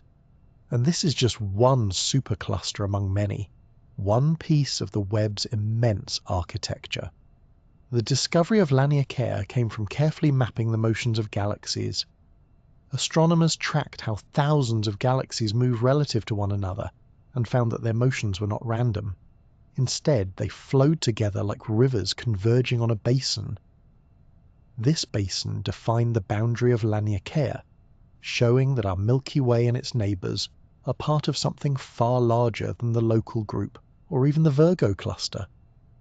We are strands in a cosmic current, drawn toward a gravitational destination we cannot yet see in full. Beyond our local neighbourhood, other superclusters show just how vast and varied the web can be. The Shapley supercluster, for instance, is one of the most massive concentrations of galaxies in the nearby universe. Located about 650 million light-years away, it contains more than 8,000 galaxies spread across dozens of clusters. Its immense gravity exerts a pull not just on its own galaxies, but on ours as well. The Milky Way, along with the rest of Laniakea, is slowly drifting in its direction, influenced by its titanic mass. The Shapley supercluster is like a heavyweight in the cosmic ring, pulling on everything nearby. Then there are the walls, the truly immense structures that stretch across cosmic surveys like barriers of light. One of the first and most famous is the Sloan Great Wall, discovered in 2003 using the Sloan Digital Sky Survey. This wall is a chain of galaxy clusters and superclusters stretching over 1.5 billion light-years across. It is one of the largest known structures in the universe, a luminous ridge of galaxies marking one of the densest regions of the web. If you could see it from outside, it might resemble a glowing sheet strung across the darkness, with filaments branching outward like roots or veins. These walls challenge our sense of scale. Galaxies, on their own, are already enormous, each containing billions of stars. Clusters of galaxies are vast enough to dwarf the imagination, but walls and superclusters extend the scale by orders of magnitude, weaving galaxies into tapestries that stretch nearly as far as we can measure. They are cosmic continents, with the filaments as their mountain ranges and the voids as their oceans. What is especially striking is how these colossal structures reveal the organizing principle of the universe. They are not random collections of galaxies. Their shapes and sizes match the predictions of cosmological models that include dark matter and dark energy. The web seems to follow rules laid down in the earliest moments after the Big Bang, with superclusters and walls arising as natural consequences of gravity, amplifying tiny fluctuations in the young universe. In other words, these grand designs are not accidents. They are the inevitable outcome of the cosmos stretching and clustering over billions of years. Astronomers often debate whether structures as large as the Sloan Great Wall can even be considered objects in the usual sense. Their sheer scale pushes the limits of what we expect from cosmic uniformity. On the largest scales, the universe is supposed to be homogeneous, meaning that no matter where you look, it should appear roughly the same. Yet when you find a wall over 1 billion light-years long, the assumption of uniformity begins to feel fragile. These discoveries spark ongoing questions about just how smooth the universe really is when you zoom all the way out. Despite their size, these structures remain delicate in a cosmic sense. Over time, dark energy is accelerating the expansion of the universe, stretching space faster and faster. This expansion will eventually loosen the bonds of even the greatest superclusters. Galaxies that are now tied together by gravity may drift apart in the far future, leaving the walls and filaments as faint memories. In the present, however, they stand as monuments to the power of gravity and the web's ability to weave matter into breathtaking forms. When we consider superclusters and walls, we are confronted with the humbling reality of scale. The Milky Way, with its 100 billion stars, is just a single small swirl in Laniakia's vast expanse. And Laniakea itself is just one feature among many, with giants like Shapley tugging on the cosmic stage. Even the Sloan Great Wall, immense as it is, may be only one ridge in a universe full of unseen structures beyond our current reach. The cosmic web stretches far, and every discovery expands our sense of what large really means. There is something poetic about the names we give these structures: immense heaven, great wall, attractor. They capture both the wonder and the mystery of these colossal gatherings. They are reminders that the universe is not only vast but also organized, patterned, and full of connections. The web is not chaos, it is structure, built on scales so immense that human words can only gesture toward their immensity. Superclusters and walls remind us that the universe is a network, a woven structure of unimaginable scale. They are the skyline of the cosmic city, the continents of the universe's map. To know that we live within one of these structures is to feel both small and deeply connected, part of a web that stretches across the heavens. From the Milky Way in its quiet corner of Laniakea to the colossal sweep of the Sloan Great Wall, we are all threads in a structure that reveals the true scope of the cosmos. Every journey needs an address, even a cosmic one. On Earth, your address might include a street, a town, perhaps a country. But if you zoom out far enough, your true location is not on a continent or even on a planet. It is inside a galaxy, inside a cluster, inside a supercluster, all woven into the threads of the cosmic web. To know where the Milky Way sits is to learn our place in this great tapestry. It is our cosmic address. Begin at the smallest scale that feels familiar, the solar system. The Sun, with its family of planets and comets, orbits around the center of the Milky Way galaxy. Our galaxy is a barred spiral about 100,000 light-years across, home to perhaps 400 billion stars. It is vast beyond comprehension, and yet, compared to the universe at large, it is just a small neighborhood. The Milky Way belongs to a modest collective of galaxies known as the Local Group. The Local Group contains more than 50 members. The Milky Way and the Andromeda Galaxy are its two giants, with the Triangulum Galaxy as a smaller but still respectable companion. The rest are dwarf galaxies, faint and fragile, circling like little satellites around the larger ones. Most of them are so small they are nearly invisible against the backdrop of the cosmos. Together, the Local Group spans about 10 million light-years. In human terms, that sounds unimaginably large, but in the language of the cosmic web, it is no more than a tiny suburb. The Local Group, in turn, sits on the outskirts of a much larger cluster known as the Virgo cluster. This cluster lies about 55 million light-years away and contains more than 1,000 galaxies. Many of its members are elliptical galaxies, massive and featureless, formed through countless mergers. The Virgo cluster acts as a kind of downtown in our galactic city, the nearest major hub toward which smaller groups like ours are drawn. The Milky Way and Andromeda are like commuters, orbiting within their local suburb but pulled by gravity toward the heart of the Virgo cluster's metropolis. For a long time, astronomers considered the Virgo cluster to be the central defining feature of our larger-scale environment.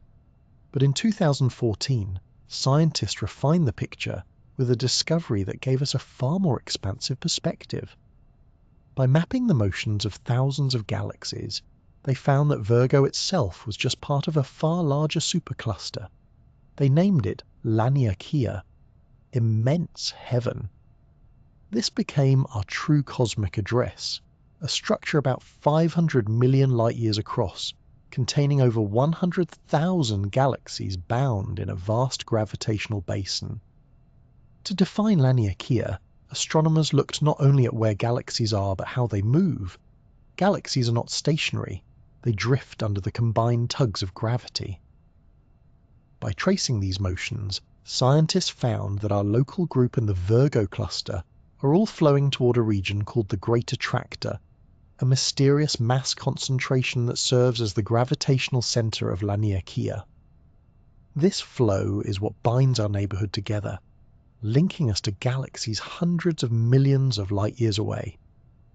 The discovery was like realizing that your town is not just part of a nearby city, but part of a vast continent you had never noticed before. Within this continent of galaxies, the Milky Way is one of countless lights along a filament of the web. Our galaxy sits on the edge of the local sheet, a relatively flat arrangement of galaxies that includes Andromeda, Triangulum, and many dwarfs. The local sheet is itself part of a larger structure called the local supercluster complex, which in turn feeds into the streams of Laniakea. To borrow an earthly metaphor, if the universe is a grand city, the Milky Way is not even a major landmark. It is a modest home on a side street nestled within a sprawling metropolis that extends far beyond our sight. Yet, for us, this modest home feels anything but small. From inside the Milky Way, the night sky glows with hundreds of billions of suns. The band of light we call the Milky Way is the combined radiance of our galaxy's disk, stretching overhead like a river of stars.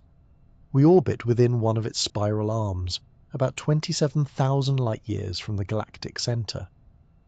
It is a safe, relatively quiet neighborhood, far enough from the dangerous activity at the core but close enough to enjoy the view. In cosmic terms, we live in a stable suburb with a good balance of activity and calm. Placing this home into the context of Laniakea gives us a remarkable sense of scale. Imagine zooming out from the solar system until the Milky Way itself becomes just a dot. Pull back further, and the Local Group becomes a small cluster of dots. Keep zooming, and the Virgo cluster appears, dense with thousands of points of light. Zoom out again, and the filaments of Laniakea come into focus, Stretching across 500 million light-years, the Milky Way, once a sprawling spiral in our minds, is reduced to a single glimmer on a single strand of a much larger web. Despite its humbling scale, knowing our cosmic address is strangely comforting. It anchors us in the vastness. We are not lost in a featureless void, we are part of a structured neighbourhood. Our galaxy belongs to a group. Our group belongs to a cluster. Our cluster belongs to a supercluster, and our supercluster belongs to the cosmic web. It is layers upon layers of connection, each one a reminder that even in the enormity of space, we are woven into a pattern. These discoveries also highlight how much more there is to learn. Laniakea may not be the ultimate boundary of our neighbourhood. Beyond it lie other superclusters, other basins of attraction, other immense structures. We do not yet know the full extent of the cosmic web, nor whether the structures we see are the largest possible or just a hint of something grander. Our cosmic address may one day need revising, expanded to include features we have not yet mapped. The universe is a restless architect, and our maps are still works in progress. But for now, Laniakea is home. It is the immense heaven that contains our galaxy, our stars, and our lives. To know that address is to appreciate both the scale of the cosmos and our place within it. The Milky Way is not adrift in chaos. It is part of a vast web connected to galaxies far beyond our reach, all flowing together toward a common centre.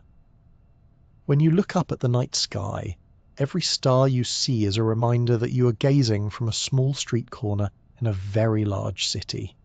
One thread in a web that stretches across the universe. And perhaps the most beautiful part of this cosmic address is the perspective it gives. It reminds us that we belong not only to a planet or a star system, not only to a galaxy, but to an immense heaven of galaxies woven together by gravity. Our true home is not confined to Earth, or even to the Milky Way. It is the web itself, the great lattice of filaments and nodes that holds the universe together. That is our address, written across the stars. The cosmic web, for all its grandeur, is not eternal in its present form. While gravity and dark matter have spent billions of years weaving galaxies into filaments and knots, another force has been working quietly in the opposite direction. This is dark energy, the mysterious agent of expansion that is stretching the web ever further apart. Where gravity gathers, dark energy disperses. The balance between the two has defined the history of the universe, and in the end it may decide the fate of the cosmic web itself. The idea that the universe is expanding is not new. In the 1920s, Edwin Hubble discovered that distant galaxies are racing away from us. Their light stretch to longer, redder wavelengths. The farther a galaxy is, the faster it recedes. At first, astronomers assumed that this expansion was slowing down, as gravity pulled everything back together.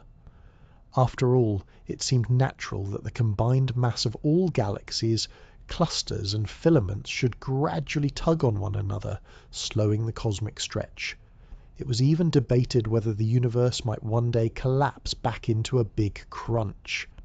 That view held until the late 1990s, when two teams of astronomers studied distant supernovae, exploding stars so bright they can be seen across billions of light-years. By using them as standard candles, they could measure how the rate of expansion had changed over time. The results were shocking. Instead of slowing down, the universe's expansion was speeding up. Some unknown force was pushing galaxies apart faster and faster, overpowering gravity on the larger scales. That force was named dark energy, a label that admits our ignorance while acknowledging its undeniable effect. Dark energy is not like anything we experience directly. It does not clump, it does not shine, and it does not dilute as the universe expands. Instead, it seems to be an intrinsic property of space itself. Imagine stretching a rubber sheet. As it grows, you would expect the material to thin out. But in the case of dark energy, the stretching fabric keeps its density constant, as if every new bit of space created comes with a built-in dose of this mysterious pressure. The more the universe expands, the more dark energy there is, and the stronger its effect becomes. For the cosmic web, this has profound consequences. In its early history, gravity had the upper hand. Galaxies streamed along filaments, matter pooled in clusters, and the web became sharper with time. But as the universe aged, dark energy grew more influential. Around 5 billion years ago, its push began to dominate over gravity's pull. From that point onward, the expansion of the universe accelerated, gradually stretching the web's filaments thinner and pulling its nodes further apart. The skeleton of the cosmos is still there, but it is under increasing tension, as though the threads are being tugged at both ends. We can already see the effects. Galaxy clusters that are gravitationally bound will remain together, but those only loosely connected will drift apart. Superclusters like Laniakea may look unified today, but over tens of billions of years, their outer regions will unravel as galaxies accelerate away from one another. The large-scale structure of the universe is frozen in place on smaller scales, where gravity dominates, but stretched apart on larger ones, where dark energy rules. The cosmic web is caught in a tug-of-war, with gravity weaving and dark energy unweaving. The mathematics of this expansion are described by the cosmological constant, a term that Einstein once introduced into his equations of general relativity. He originally added it to keep the universe static, but later called it his greatest blunder when Hubble showed the universe was expanding. Ironically, the discovery of cosmic acceleration resurrected the cosmological constant as the simplest explanation for dark energy. Whether it is truly constant or whether dark energy evolves with time is still an open question, one of the deepest puzzles in physics. To visualize the effect of dark energy on the web, imagine dots connected by elastic bands. Gravity is the elasticity, pulling the dots together. Now imagine slowly inflating the entire frame beneath it. At first, the elastic wins, holding the dots close, but as the frame expands more and more rapidly, the bands stretch, thinning and weakening, until only the tightest knots remain. That is what is happening to the cosmic web. The dense nodes stay bound, while the filaments between them are stretched thin across ever-growing voids. Astronomers test these ideas with surveys of galaxy clustering and with maps of the cosmic microwave background. By comparing the distribution of galaxies today with the ripples frozen in the early universe, they can track how structure has grown under the competing influences of gravity and dark energy. The data show that growth has slowed. Gravity is still pulling matter into filaments and clusters, but the acceleration of expansion is preventing the larger structures from linking up any further. The web is, in a sense, crystallizing.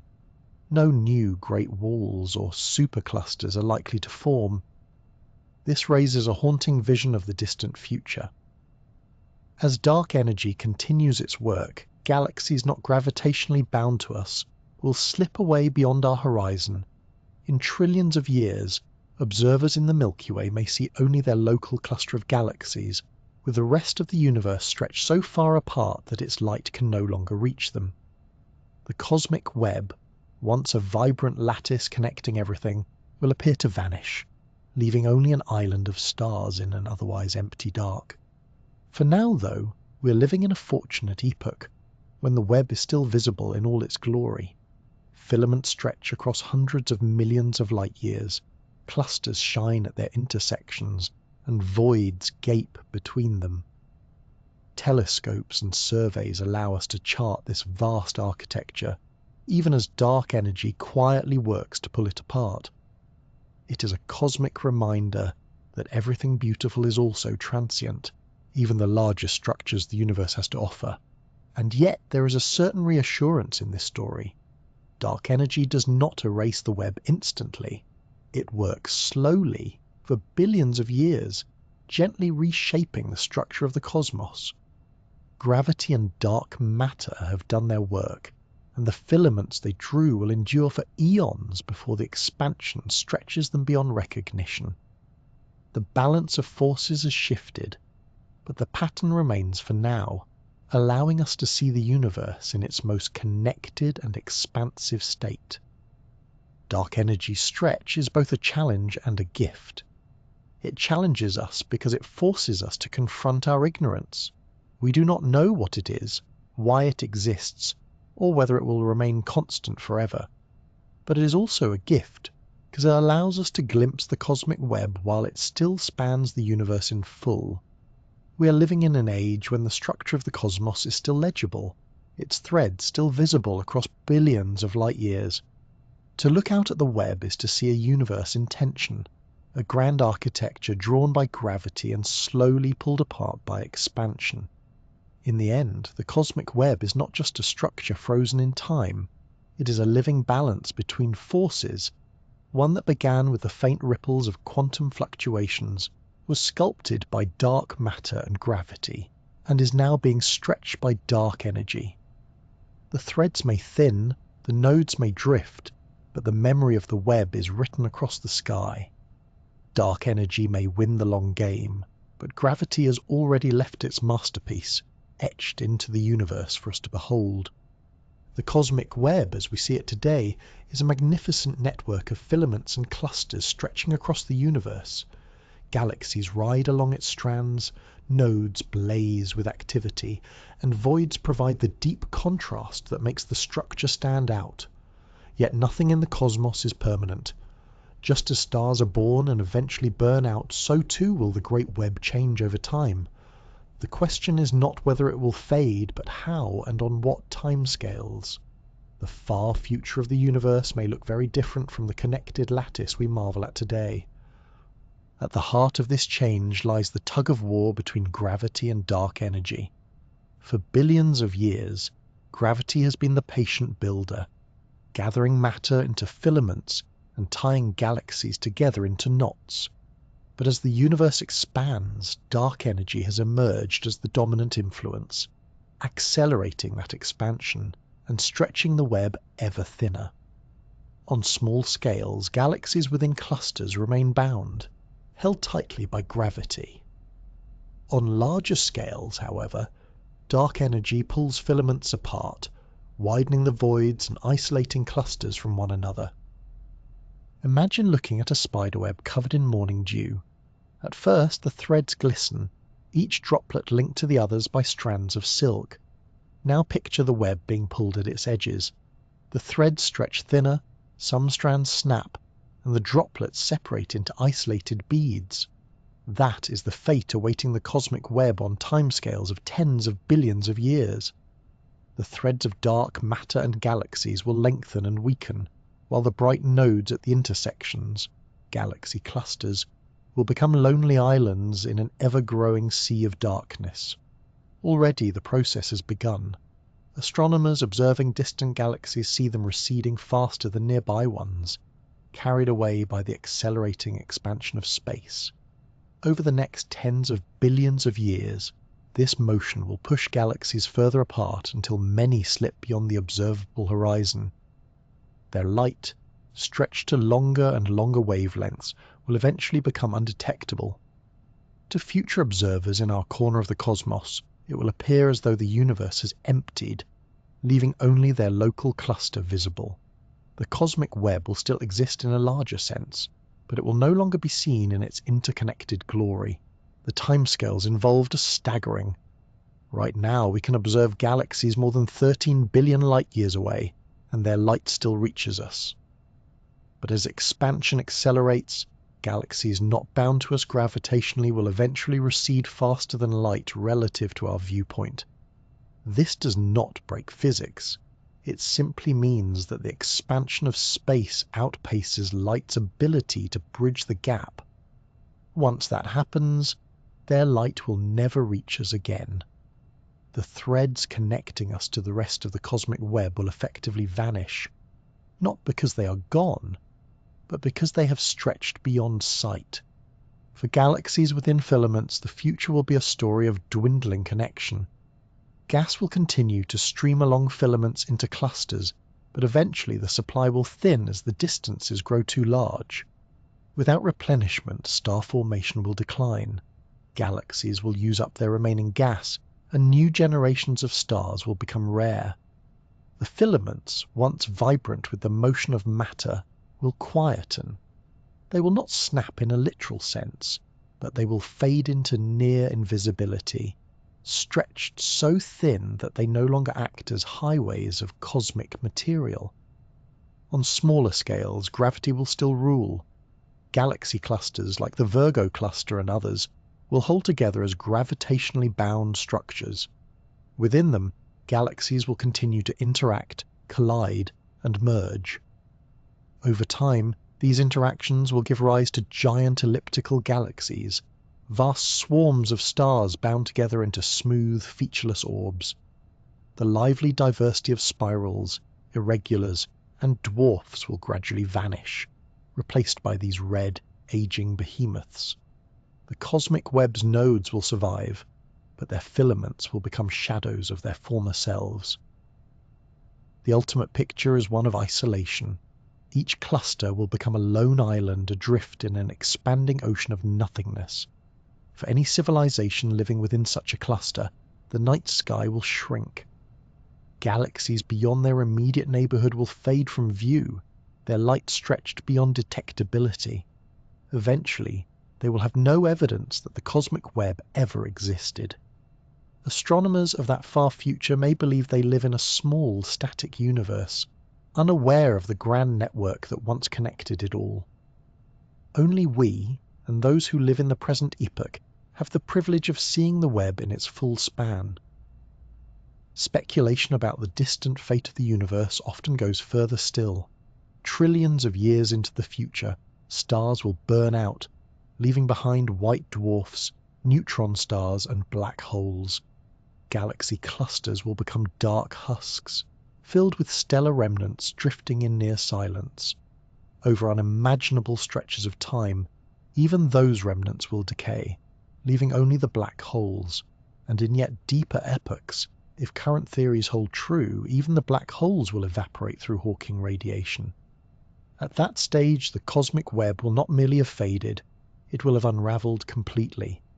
Of course, the fate of the web depends on the true nature of dark energy, which remains one of the great mysteries of modern science.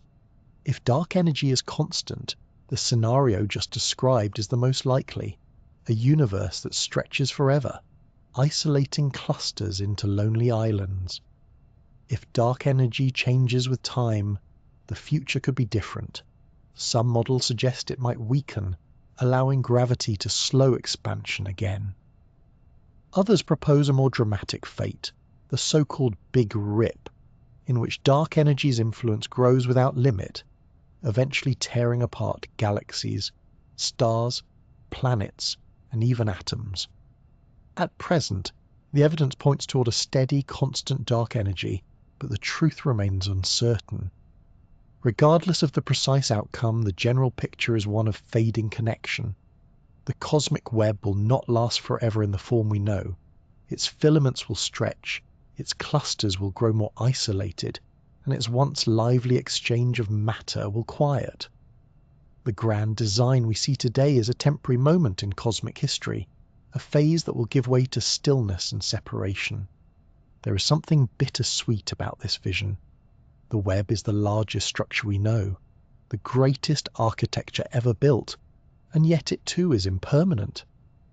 And yet, perhaps there is comfort in knowing that impermanence is universal. Stars, galaxies, webs, and even universes change and evolve. Their fading is not an ending, but a transformation.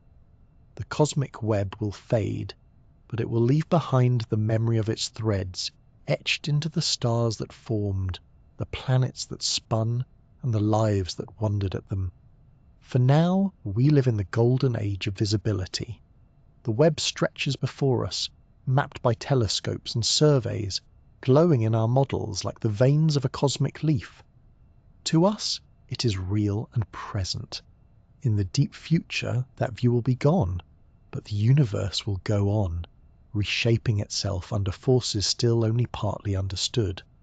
The web may fade, but for now it is here, binding galaxies across billions of light years and giving us a glimpse of the universe's most majestic design. Long before humanity could map the cosmic web with telescopes, astronomers tried to build it inside computers. If the laws of physics truly govern the universe, then in principle, they can be written as equations fed into a machine and allowed to evolve. Out of that digital experiment, the cosmic web should appear, not as a drawing or a guess, but as a simulation unfolding in virtual time. In practice, this is no small task. The universe is not a tidy system of a few planets orbiting a star. It is billions upon billions of particles interacting across billions of light years. To recreate even a fraction of that requires some of the most powerful computers on Earth. The idea is simple, at least on the surface. Start with the conditions of the early universe, as revealed by the cosmic microwave background. A nearly uniform sea of matter and energy, with faint ripples. Then add the known ingredients: dark matter, dark energy, ordinary matter, and the laws of gravity and physics that dictate how they interact. Give the simulation a starting time. Press the metaphorical button and watch as the universe evolves. Matter begins to clump. Filaments emerge. Clusters form at the nodes, and voids open between them. In a good simulation, the resulting structure should resemble what astronomers observe in reality. One of the pioneering projects in this effort was the Millennium Simulation, launched in 2005. Conducted by the Max Planck Institute for Astrophysics and collaborators, it used 10 billion particles of dark matter to model the evolution of cosmic structure across more than 2 billion light-years of space. At the time, it was the largest calculation of its kind, requiring months of computation on a supercomputer. The result was breathtaking. When the simulation was visualized, it revealed a cosmic web nearly indistinguishable from what surveys like the Sloan Digital Sky Survey had observed. Filaments stretched across the model, nodes glowed with clusters, and vast voids yawned between them. It was as if the universe itself had been reconstructed inside silicon and code. The Millennium Simulation was more than just a pretty picture. It provided a testbed for cosmological theories. By adjusting parameters, the amount of dark matter, the influence of dark energy, the details of how galaxies form within halos, scientists could see how the structure changed. The simulation became a virtual universe where theories could be tested before comparing them to real data. Its predictions guided observations, helping astronomers know what to look for and how to interpret the clustering of galaxies across billions of light years. Building on this, other projects pushed further. The Bolshoi simulation, completed in 2010, focused on smaller scales but with higher resolution. Its name, Russian for great or grand, reflected both its ambition and its success. It modelled the universe with more than 8 billion particles, capturing the intricate details of how dark matter halos, the invisible cocoons around galaxies, formed and evolved. By zooming in on these halos, the Bolshoi simulation provided insights into the distribution of galaxies, the growth of clusters, and the fine structure of the web's filaments. What made Bolshoi especially important was its ability to match observational data with impressive accuracy. The distribution of halos in the simulation agreed closely with what astronomers saw in galaxy surveys. The mass function, essentially the number of halos of a given size, lined up with reality. Even the motions of galaxies, their velocities through space, matched predictions from the model. It was a triumph of computational cosmology, showing that with the right ingredients, supercomputers could indeed recreate the architecture of the universe. These simulations are not mere curiosities. They are crucial tools in modern astronomy. Observations show us the universe as it is, frozen in snapshots of light, arriving after billions of years of travel. Simulations, by contrast, let us watch the universe evolve in fast forward, from the smooth fog of the early cosmos to the richly textured web we see today. They bridge the gap between theory and observation, providing a dynamic story of how structure emerges from simplicity. The technical challenges are immense. Each particle in a simulation represents not a single atom, but a vast clump of dark matter. Tracking their interactions requires solving Newton's laws of gravity for billions of particles at once, a calculation that grows monstrously complex as the numbers increase. Even with supercomputers, compromises must be made. Gas physics, star formation, and feedback from black holes often require simplified models layered onto the dark matter framework. These approximations are constantly refined as simulations become more powerful. Recent projects such as Illustrious and Eagle have added even more detail, incorporating the physics of gas cooling, star formation, and feedback from supernovae and active galactic nuclei. These simulations not only reproduce the large-scale web but also generate realistic galaxies within it. The Milky Way and Andromeda appear not as dots of dark matter, but as spirals of stars embedded in halos and connected by filaments of gas. They provide a bridge between the cosmic skeleton and the luminous galaxies we observe directly. There is something deeply satisfying about watching these virtual universes unfold.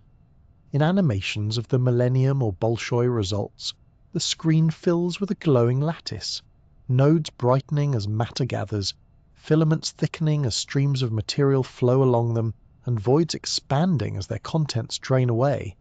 It is both art and science, a digital symphony of gravity and expansion. The resemblance to the real universe is uncanny, a testament to how well we understand the basic rules governing cosmic evolution. And yet, these simulations also remind us of what we do not know. The nature of dark matter remains elusive, and dark energy is even more mysterious.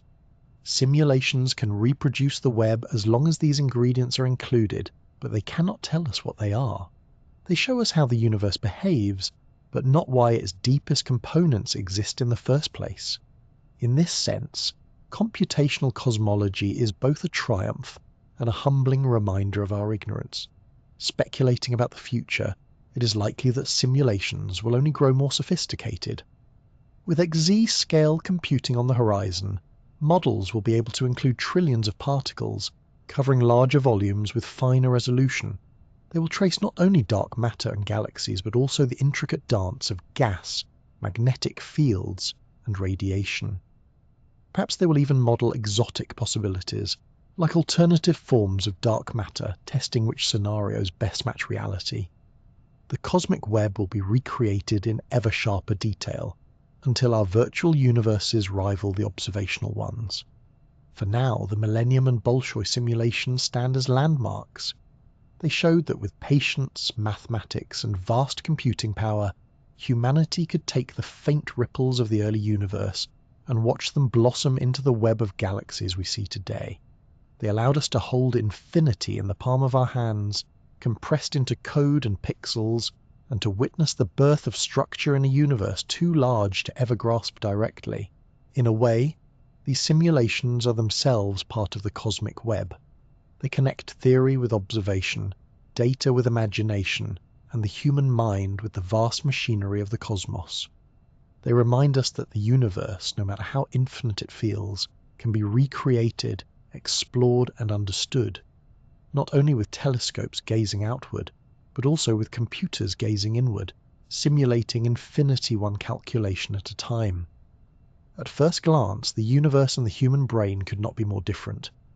One is a vast expanse stretching billions of light years across, filled with galaxies, clusters, and filaments of dark matter.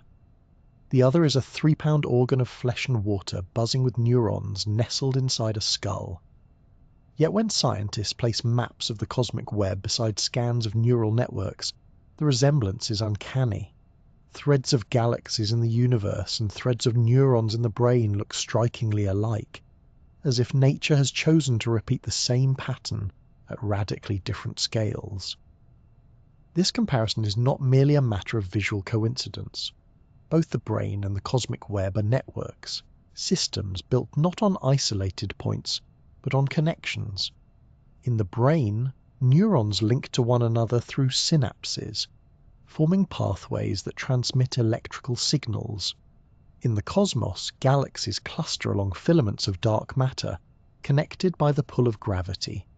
In both cases, the structure is defined less by the individual nodes and more by the way they are tied together. Consider the scale difference for a moment. A neuron is microscopic, measured in fractions of a millimeter. A galaxy is gargantuan, spanning tens of thousands of light years. Yet if you zoom in on a neuron and then zoom out on a galaxy cluster, the branching webs they form could easily be mistaken for the same type of system. The brain contains about 86 billion neurons, while the observable universe holds roughly 2 trillion galaxies. The numbers are different, but both systems rely on enormous networks where complexity arises from connectivity. Scientists have even attempted to quantify this similarity. In 2020, a pair of researchers, one an astrophysicist, the other a neuroscientist, compared the statistical properties of brain networks with those of the cosmic web. They found that despite the difference in scale of nearly 27 orders of magnitude, the two systems shared similar distributions of matter and connections. In other words, the way neurons link to each other in the brain and the way galaxies link through filaments in the universe followed the same mathematical patterns. The cosmos and the brain, it seems, may be distant relatives in the family of networks. Why do such patterns emerge? One answer lies in efficiency. Networks, whether biological or cosmic, evolve towards structures that balance connection with cost. In the brain, neurons form connections that minimize the energy required to send signals while still maintaining robust communication. In the universe, matter flows along paths of least resistance defined by gravity, pooling in nodes and stretching into filaments. Both systems create sprawling webs because webs are an efficient way to connect many points without requiring impossible amounts of material. The comparison invites a certain poetic speculation. If the cosmic web looks like a brain, does that mean the universe itself could be thought of as a kind of mind? Most scientists would caution against taking the analogy too literally. Galaxies do not fire electrical impulses, and voids do not process information in the way neurons do. But the fact that such a comparison arises at all reminds us that nature often prefers repeating motifs. Just as spiral patterns appear in hurricanes, seashells, and galaxies, so too does the web-like architecture of networks appear in both brains and the universe. One might even wonder whether the human brain, as a product of the cosmos, reflects patterns embedded in its origin. After all, we are made of star stuff, as Carl Sagan once said. It is not inconceivable that the same fundamental rules that shape cosmic structure also leave their imprint on the neural structures that give rise to thought. When you think about the universe, you're a network contemplating another network, like a mirror gazing at its reflection.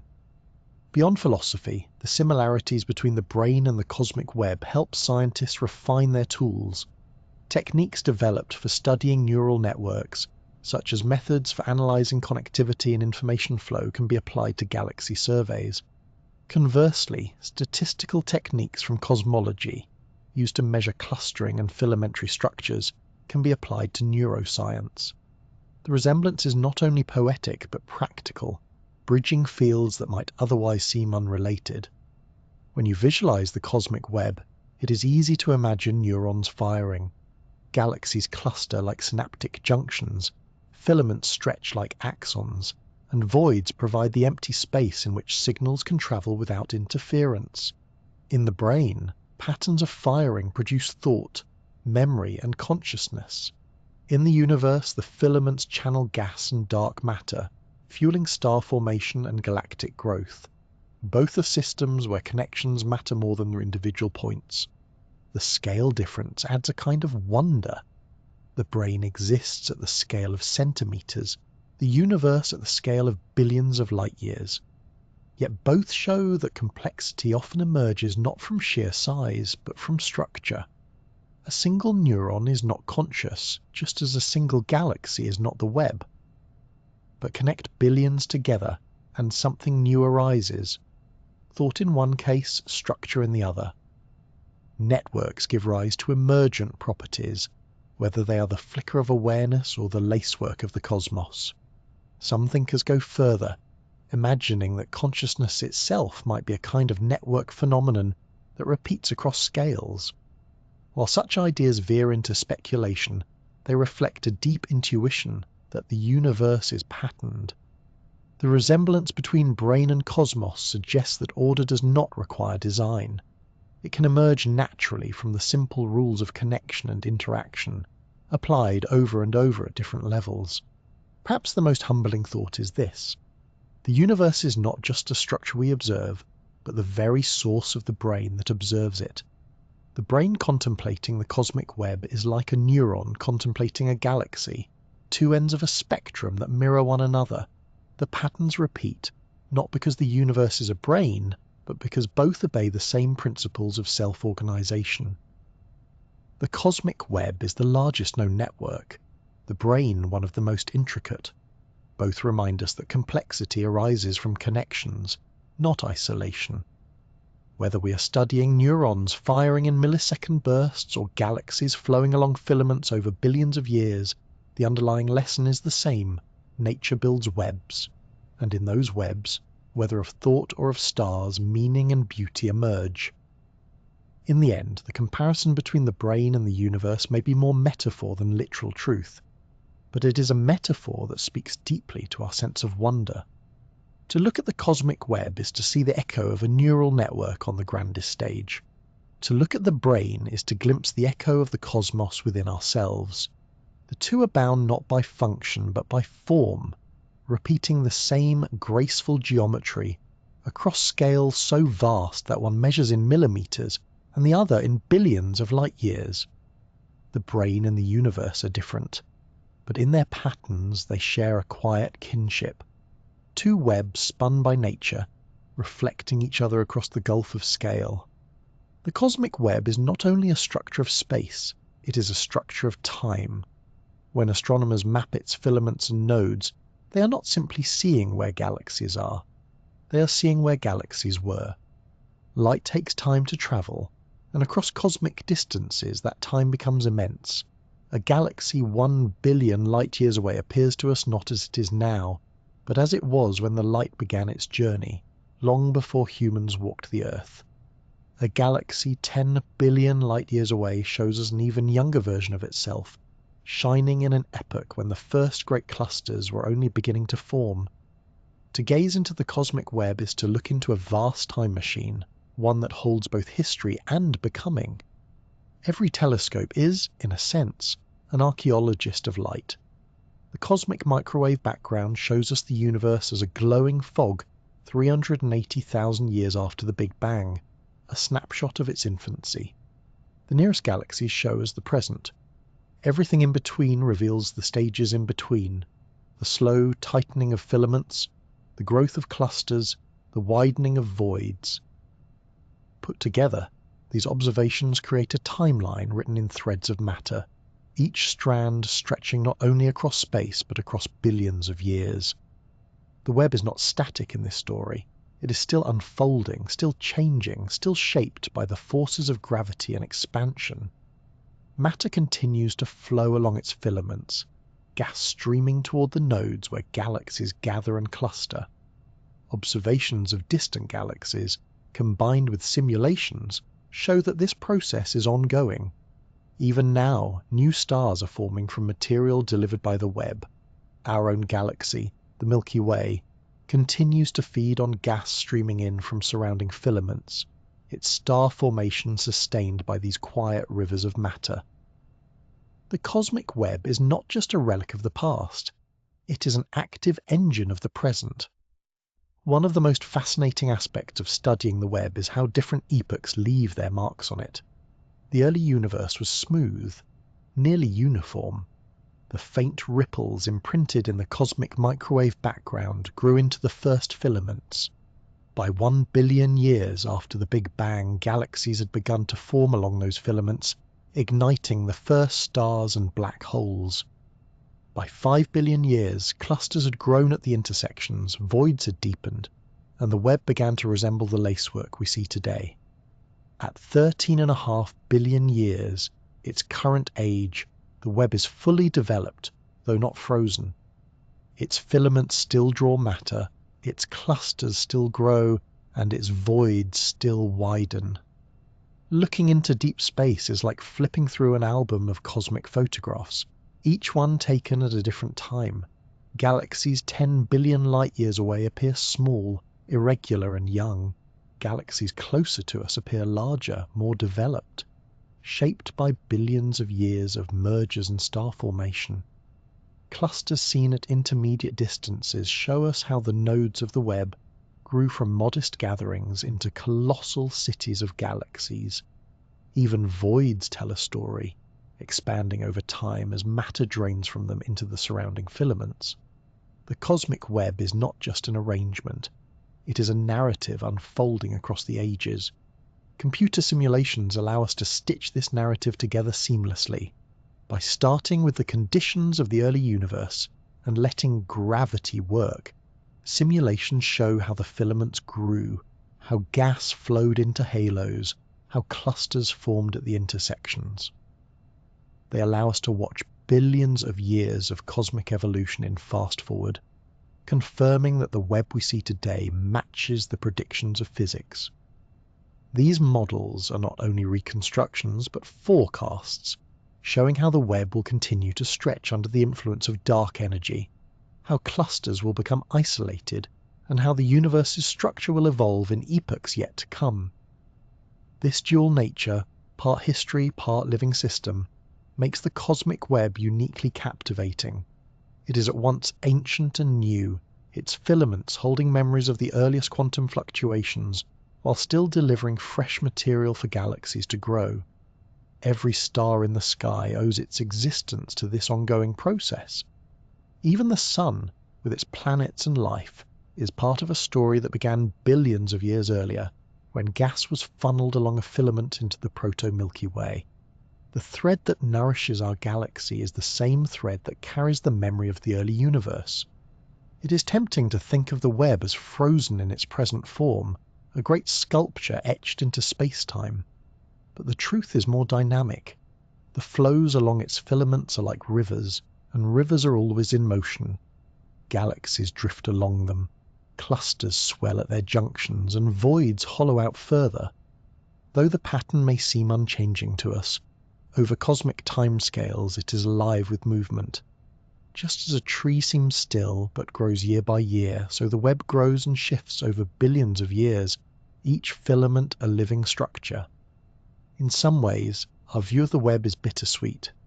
We live at a fortunate moment, when light from distant galaxies still reaches us, allowing us to see the web across its vast span. In the far future, as dark energy stretches space ever faster, much of this light will slip beyond our horizon. The cosmic web will still exist, but it will no longer be visible in its entirety. Future astronomers may see only the local cluster of galaxies, unaware of the grand structure that once stretched around them. Our present view is unique in cosmic history, a window that will eventually close. This adds a poignancy to the study of the web. To map it now is not just an act of science, but an act of preservation, capturing the structure while we still can. Each survey, each simulation, each image of filaments and voids is a record of the web at its most visible moment. Billions of years from now, that record may be the only evidence that such a vast network ever existed. The cosmic web is not eternal in its current form, and yet we are privileged to see it in its prime. Threads of time stretch through every part of the web. They connect the faint ripples of the early universe to the galaxies shining today. They tie the gas still flowing into clusters to the stars that will form in the future. They link the distant past, the present, and the far future in one continuous story of structure and change. To look at the cosmic web is to see not just space, but time itself, woven into the largest fabric imaginable. Perhaps that is the greatest lesson the cosmic web offers.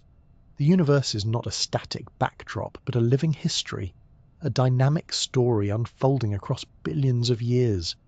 The filaments and nodes we see are both fossils and rivers, recording the past while carrying matter into the future.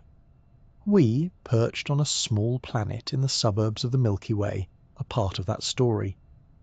Our own existence is a chapter in the saga of the web, written by threads of time stretching from the beginning of the cosmos to whatever comes after.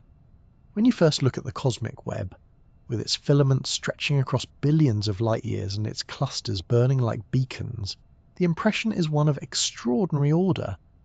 Galaxies are not scattered haphazardly, but arranged in threads and walls like lacework strung across the void. It feels almost designed, a structure with symmetry and purpose.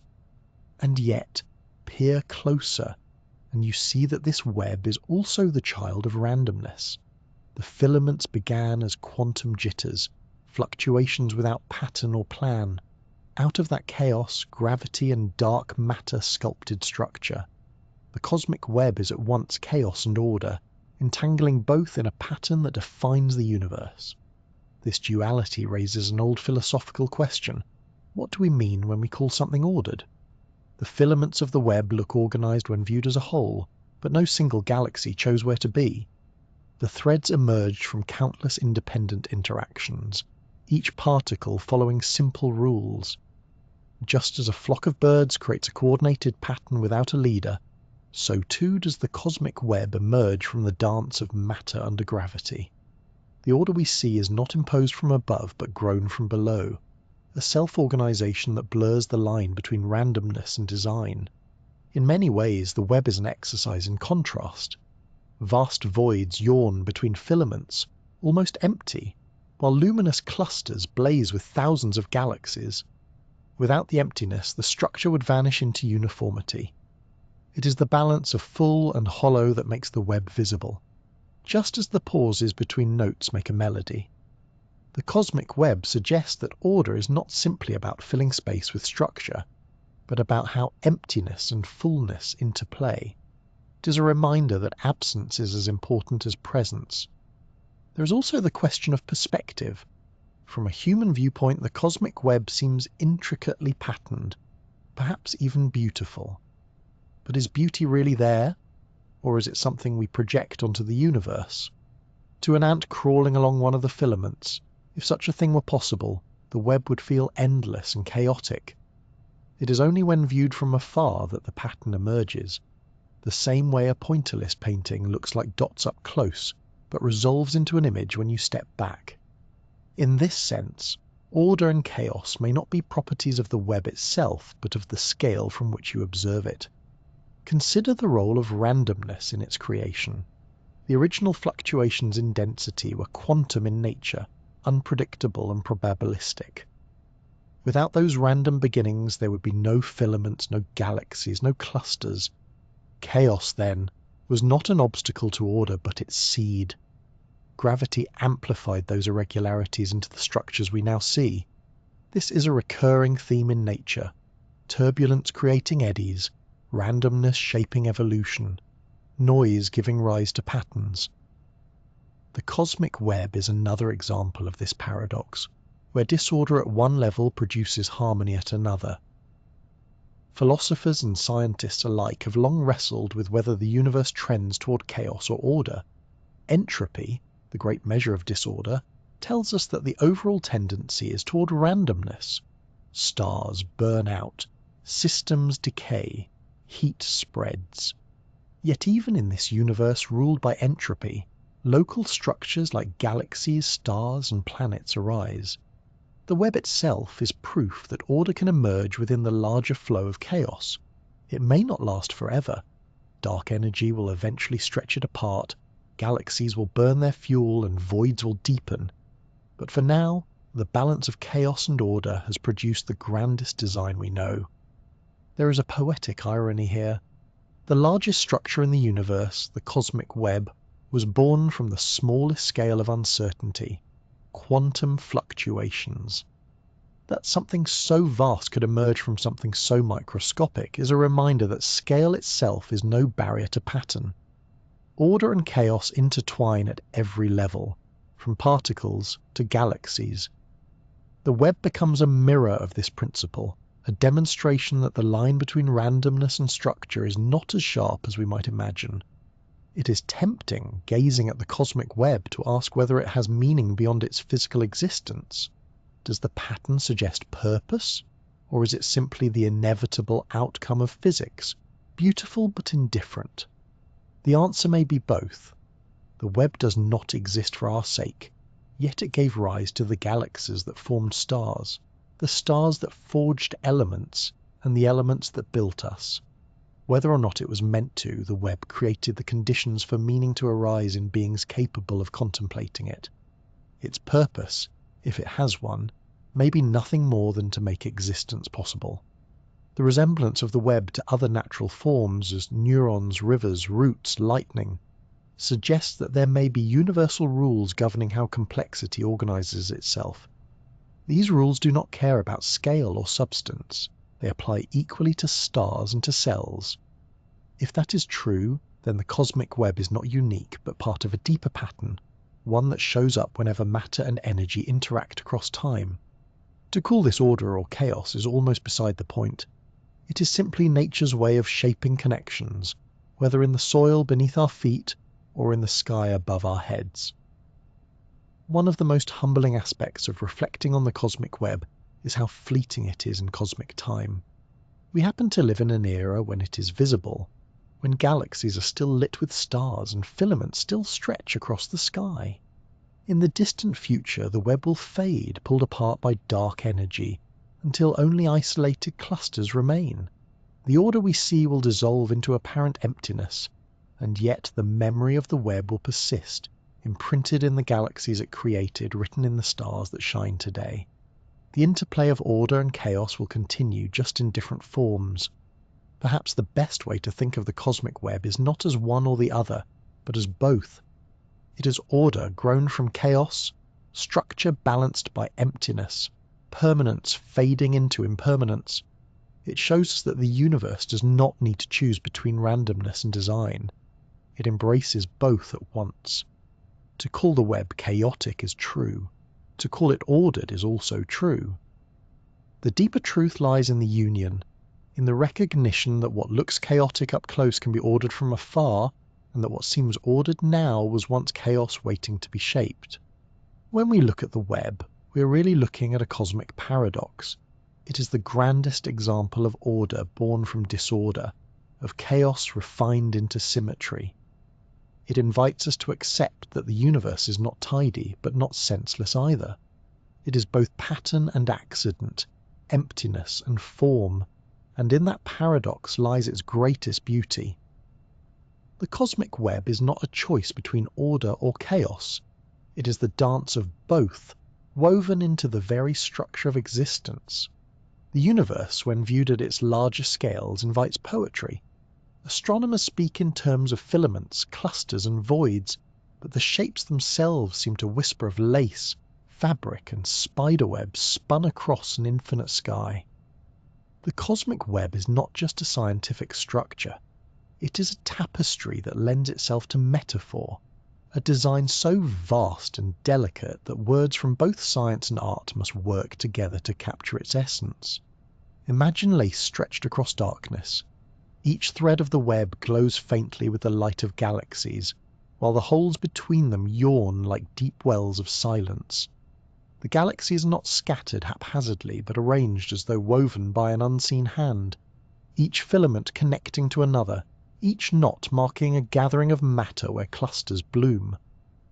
Like lace on a veil, the cosmic web reveals and conceals at the same time, a pattern etched against emptiness, delicate yet strong, beautiful because of the space it leaves open as much as the strands it reveals. Or think of the web as a fabric, a great cosmic cloth that stretches across the universe. Each filament is a thread, spun from dark matter and stitched with galaxies. Where the threads cross, the weave tightens, forming dense knots, the galaxy clusters that anchor the structure. Where they diverge, the weave loosens, leaving patches of emptiness, the great voids. It is a fabric not made for clothing or shelter, but for existence itself. Without this invisible weave, matter would have remained scattered and diffuse, unable to gather into the stars and planets that form our story. The fabric of the cosmos is not metaphorical. It is literal, a warp and weft of matter and gravity spanning billions of light years. A spider web offers another image, perhaps the most evocative. A spider's web is fragile, spun from delicate threads, and yet it can catch and hold. The cosmic web is far vaster, spun not by an arachnid, but by the patient hand of gravity. Galaxies cling to its threads like beads of dew on silk, glittering in the starlight. From a distance, the pattern seems intricate and deliberate, though it arises naturally from simple rules. And like a spiderweb, the cosmic web is both a trap and a lifeline. It captures matter, guiding it along invisible strands, and it sustains galaxies by funneling them the gas they need to grow. It is fragile in its beauty, but resilient in its function. The image of rivers also flows naturally from the web's design. Filaments are not static lines, but channels of motion. Gas and dark matter stream along them, feeding the clusters at their junctions. Galaxies drift as though carried downstream, their fates tied to the currents of the cosmic river. In this vision, the nodes are lakes, reservoirs where material gathers, while the filaments are tributaries connecting them across unimaginable distances. The rivers of the cosmic web carry not water but hydrogen, helium, and dark matter, the lifeblood of the universe. To picture them flowing is to see the cosmos as alive, endlessly circulating its material through channels of gravity. Metaphors multiply because the web is endlessly suggestive. It can be foam, with filaments as the walls and voids as the bubbles. It can be coral, branching and porous, alive with light. It can even be veins, coursing with galaxies instead of blood, giving the impression of a body so large that stars are its cells and clusters its organs.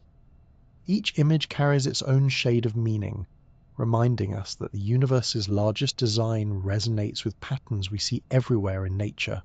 Lace, fabric, webs, rivers, foam, coral, veins. All are echoes of the same principle, that complexity and connection arise naturally from simple beginnings. There is something deeply calming about these comparisons.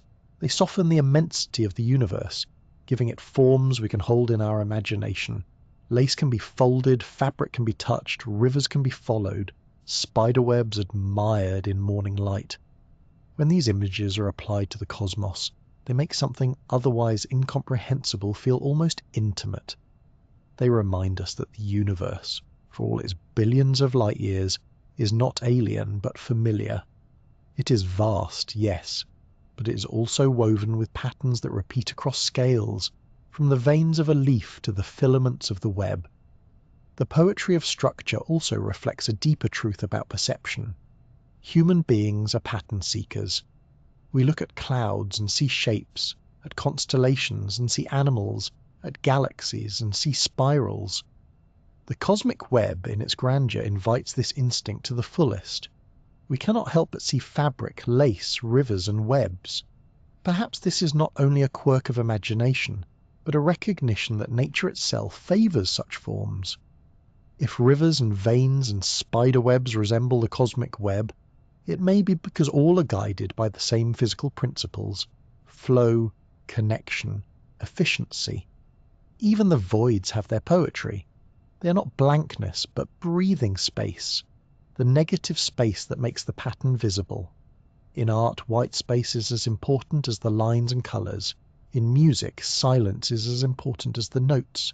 In the cosmic web, voids are as important as filaments. They allow the structure to stand out, the clusters to shine brighter, the rivers of galaxies to be traced. The poetry of the web lies not only in what is there, but in what is not. To contemplate these metaphors is to be lulled into a sense of serenity. The universe is not chaos without shape. It is a pattern, delicate yet vast. It is lace embroidered on darkness, fabric woven from invisible strands, rivers flowing between lakes of light. It is a spider web suspended in infinite night, each bead of dew a galaxy, each filament a path for matter to follow. It is both fragile and strong, ephemeral in appearance, but enduring across billions of years. Perhaps the most profound aspect of the cosmic web's poetry is how it connects the human to the cosmic. Lace is human, fabric is human, rivers and webs are part of the natural world we know. By reaching for these images, we bring the universe closer, weaving it into our lives. The web is not distant and abstract, but relatable, its design echoing through the patterns of Earth and the structures of our own making. It is a reminder that the cosmos is not separate from us. We are part of the same lace, the same rivers, the same fabric. The cosmic web is both science and metaphor, data and dream. Its filaments are traced by galaxies, its nodes by clusters, its voids by silence. And yet, when we describe it as lace, fabric, spiderwebs, or rivers, we're not diminishing its reality. We are acknowledging that reality itself invites poetry. The universe is not only measurable, it is also beautiful. Its greatest structure, the cosmic web, is not only a scientific fact but a cosmic poem, written in threads of light and emptiness across the canvas of space. Picture yourself drifting, weightless, through a universe that is both endless and strangely intimate. Around you, space is not empty, but traced with the faintest of lines, invisible to the eye yet holding galaxies like jewels on a string. The cosmic web stretches in every direction, a lattice of gravity and dark matter, its filaments glowing faintly with the collective shimmer of distant stars. You float among them, a quiet traveller carried by currents older than time itself. There is no rush here. The filaments span hundreds of millions of light years, yet they are still, serene, patient. Galaxies cluster in the nodes like lanterns gathered in a faraway festival, their light softened by distance, their bustle hushed by time. In the voids between, silence deepens, so vast it feels like a pause in the breathing of the cosmos.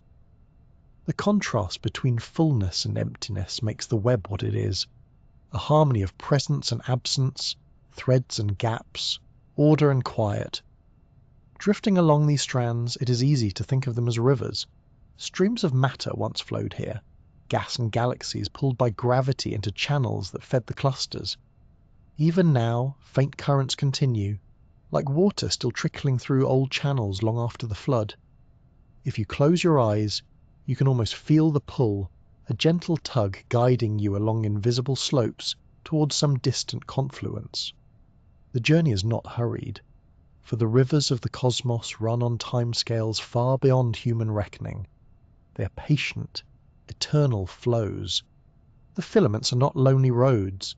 They connect galaxies across billions of light years, forming pathways of kinship across the dark. Each galaxy shines with the light of billions of stars, and yet each is only a dot along the thread, one bead among countless others. To see them strung along the filament is to recognize that the universe, though vast, is bound together. No galaxy is truly isolated. Even in the quiet, even in the emptiness, there is connection. As you float deeper into the web, the perspective shifts. The filaments stretch not as straight lines, but as organic forms, branching like the roots of a tree or the veins of a leaf. The voids are bubbles pressed together, like foam on a cosmic sea. The clusters are knots, woven tight with galaxies circling one another in gravitational embrace. The pattern is not rigid but alive, not mechanical but graceful. It feels less like an engineered structure and more like something grown, like lace unfolding on the loom of space-time. It is humbling to rest here, suspended in a structure so vast it dwarfs imagination. The Milky Way, with all its stars and planets and histories, is just one glimmer among billions, woven into a filament that itself is only one of countless threads. And yet, far from feeling small, the sense is one of belonging. The web is not distant from us. We're inside it, part of its fabric, held by the same forces that guide galaxies and clusters. Our own existence is one shimmering strand in this great net of matter and time. The stillness here invites reflection. The web is a record of the past, shaped by ripples born in the first moments of the universe. It is also a work in progress, still flowing, still stretching, still evolving under the hand of gravity and the reach of dark energy. To rest in the threads is to rest between past and future, to pause in a structure that is at once memory and becoming. The galaxies along the filaments shine with histories billions of years old, while their gas flows hint at futures billions of years ahead. Every point is both then and now. There is a paradoxical peace in knowing that such immensity exists. The web does not ask for attention, nor does it demand comprehension. It simply is, unfolding slowly across eons, its beauty hidden until telescopes and simulations revealed it. To imagine yourself here is to release the need for control, to surrender to the scale of things, to drift in the company of galaxies without needing to chart every path. It is rest not in isolation, but in connection so vast it becomes silence. The mind, too, seems to slow in this setting. Just as galaxies are strung on filaments, so thoughts seem to hang on threads of calm, drifting into patterns of their own. The cosmic web becomes a mirror, reminding us that structure arises naturally even in stillness. Just as gravity quietly built the web without hurry, so too can thoughts settle without force, weaving themselves into a gentle fabric of rest. Perhaps this is the poetry of the web's final lesson, that the universe's largest design is also its most tranquil. The filaments are not loud highways, but quiet bridges. The clusters are not noisy cities, but softly glowing gatherings. The voids are not empty wastelands, but spaces that allow the threads to shine. The whole structure is a balance, a harmony of forces, a calm architecture that holds galaxies in its embrace. To float within it is to be cradled by the design of the cosmos itself. Eventually, as you rest in the threads, the immensity becomes familiar, almost intimate. You no longer measure distances in millions of light years, but feel them as gentle intervals, like the spaces between breaths. You no longer think of galaxies as unreachable, but as companions scattered along the same road. The web stops being an object out there in the universe and becomes a space you inhabit, a home vast enough to hold every star and every silence. And so the journey comes to stillness, not with an ending, but with a pause. The cosmic web stretches on endlessly, but here, in the threads, there is peace. You float in the invisible lattice, surrounded by galaxies and voids, by fullness and emptiness, by order and quiet. The universe rests in its own design, and you too can rest within it. The threads of the cosmos cradle you, carrying you into calm, weaving you into the gentle fabric of the infinite night. The cosmic web is one of the universe's grandest revelations, a structure so vast and intricate that it seems to blur the boundary between science and art. It began as a whisper in the early cosmos, faint ripples of density in a nearly uniform fog. Gravity, with patience beyond imagining, drew those ripples into filaments, clusters, and voids. What was once nearly featureless has become an architecture stretching across billions of light years, a pattern that holds galaxies as though they were beads strung along invisible threads. To see it clearly is to see the universe not as chaos, but as a living fabric, woven by the simplest of forces into the most elaborate of designs. And yet the cosmic web is more than just a physical fact. It is a reminder that even emptiness has form. The voids, those immense stretches of near nothing, are not mistakes or afterthoughts. They are the negative spaces that give the structure meaning. Without the voids, the filaments would blur into uniformity. Without silence, there would be no music. The universe's largest design is built not only from galaxies and dark matter, but also from absence, a balance of fullness and nothingness that makes the pattern whole. In the glow of clusters and the darkness of voids, we can read a deeper story about how the cosmos works. Order and chaos are not opposites here, but partners. Random fluctuations gave rise to patterns, and patterns gave rise to galaxies. From the smallest scales of quantum uncertainty to the largest spans of intergalactic filaments, the universe has followed the same quiet principle. Let connections grow, let structure emerge, let simplicity evolve into beauty. The cosmic web is the natural outcome of this principle, a lace of galaxies drawn from randomness, a cathedral of matter raised without plan yet perfectly harmonious. For us, perched in a modest spiral galaxy on the edge of a filament in the supercluster of Laniakea, the web is both a map and a mirror. It tells us where we are, not lost in a sea of stars, but tied into a vast lattice that binds the Milky Way to countless other galaxies. And it tells us something about ourselves, that patterns of connection are universal.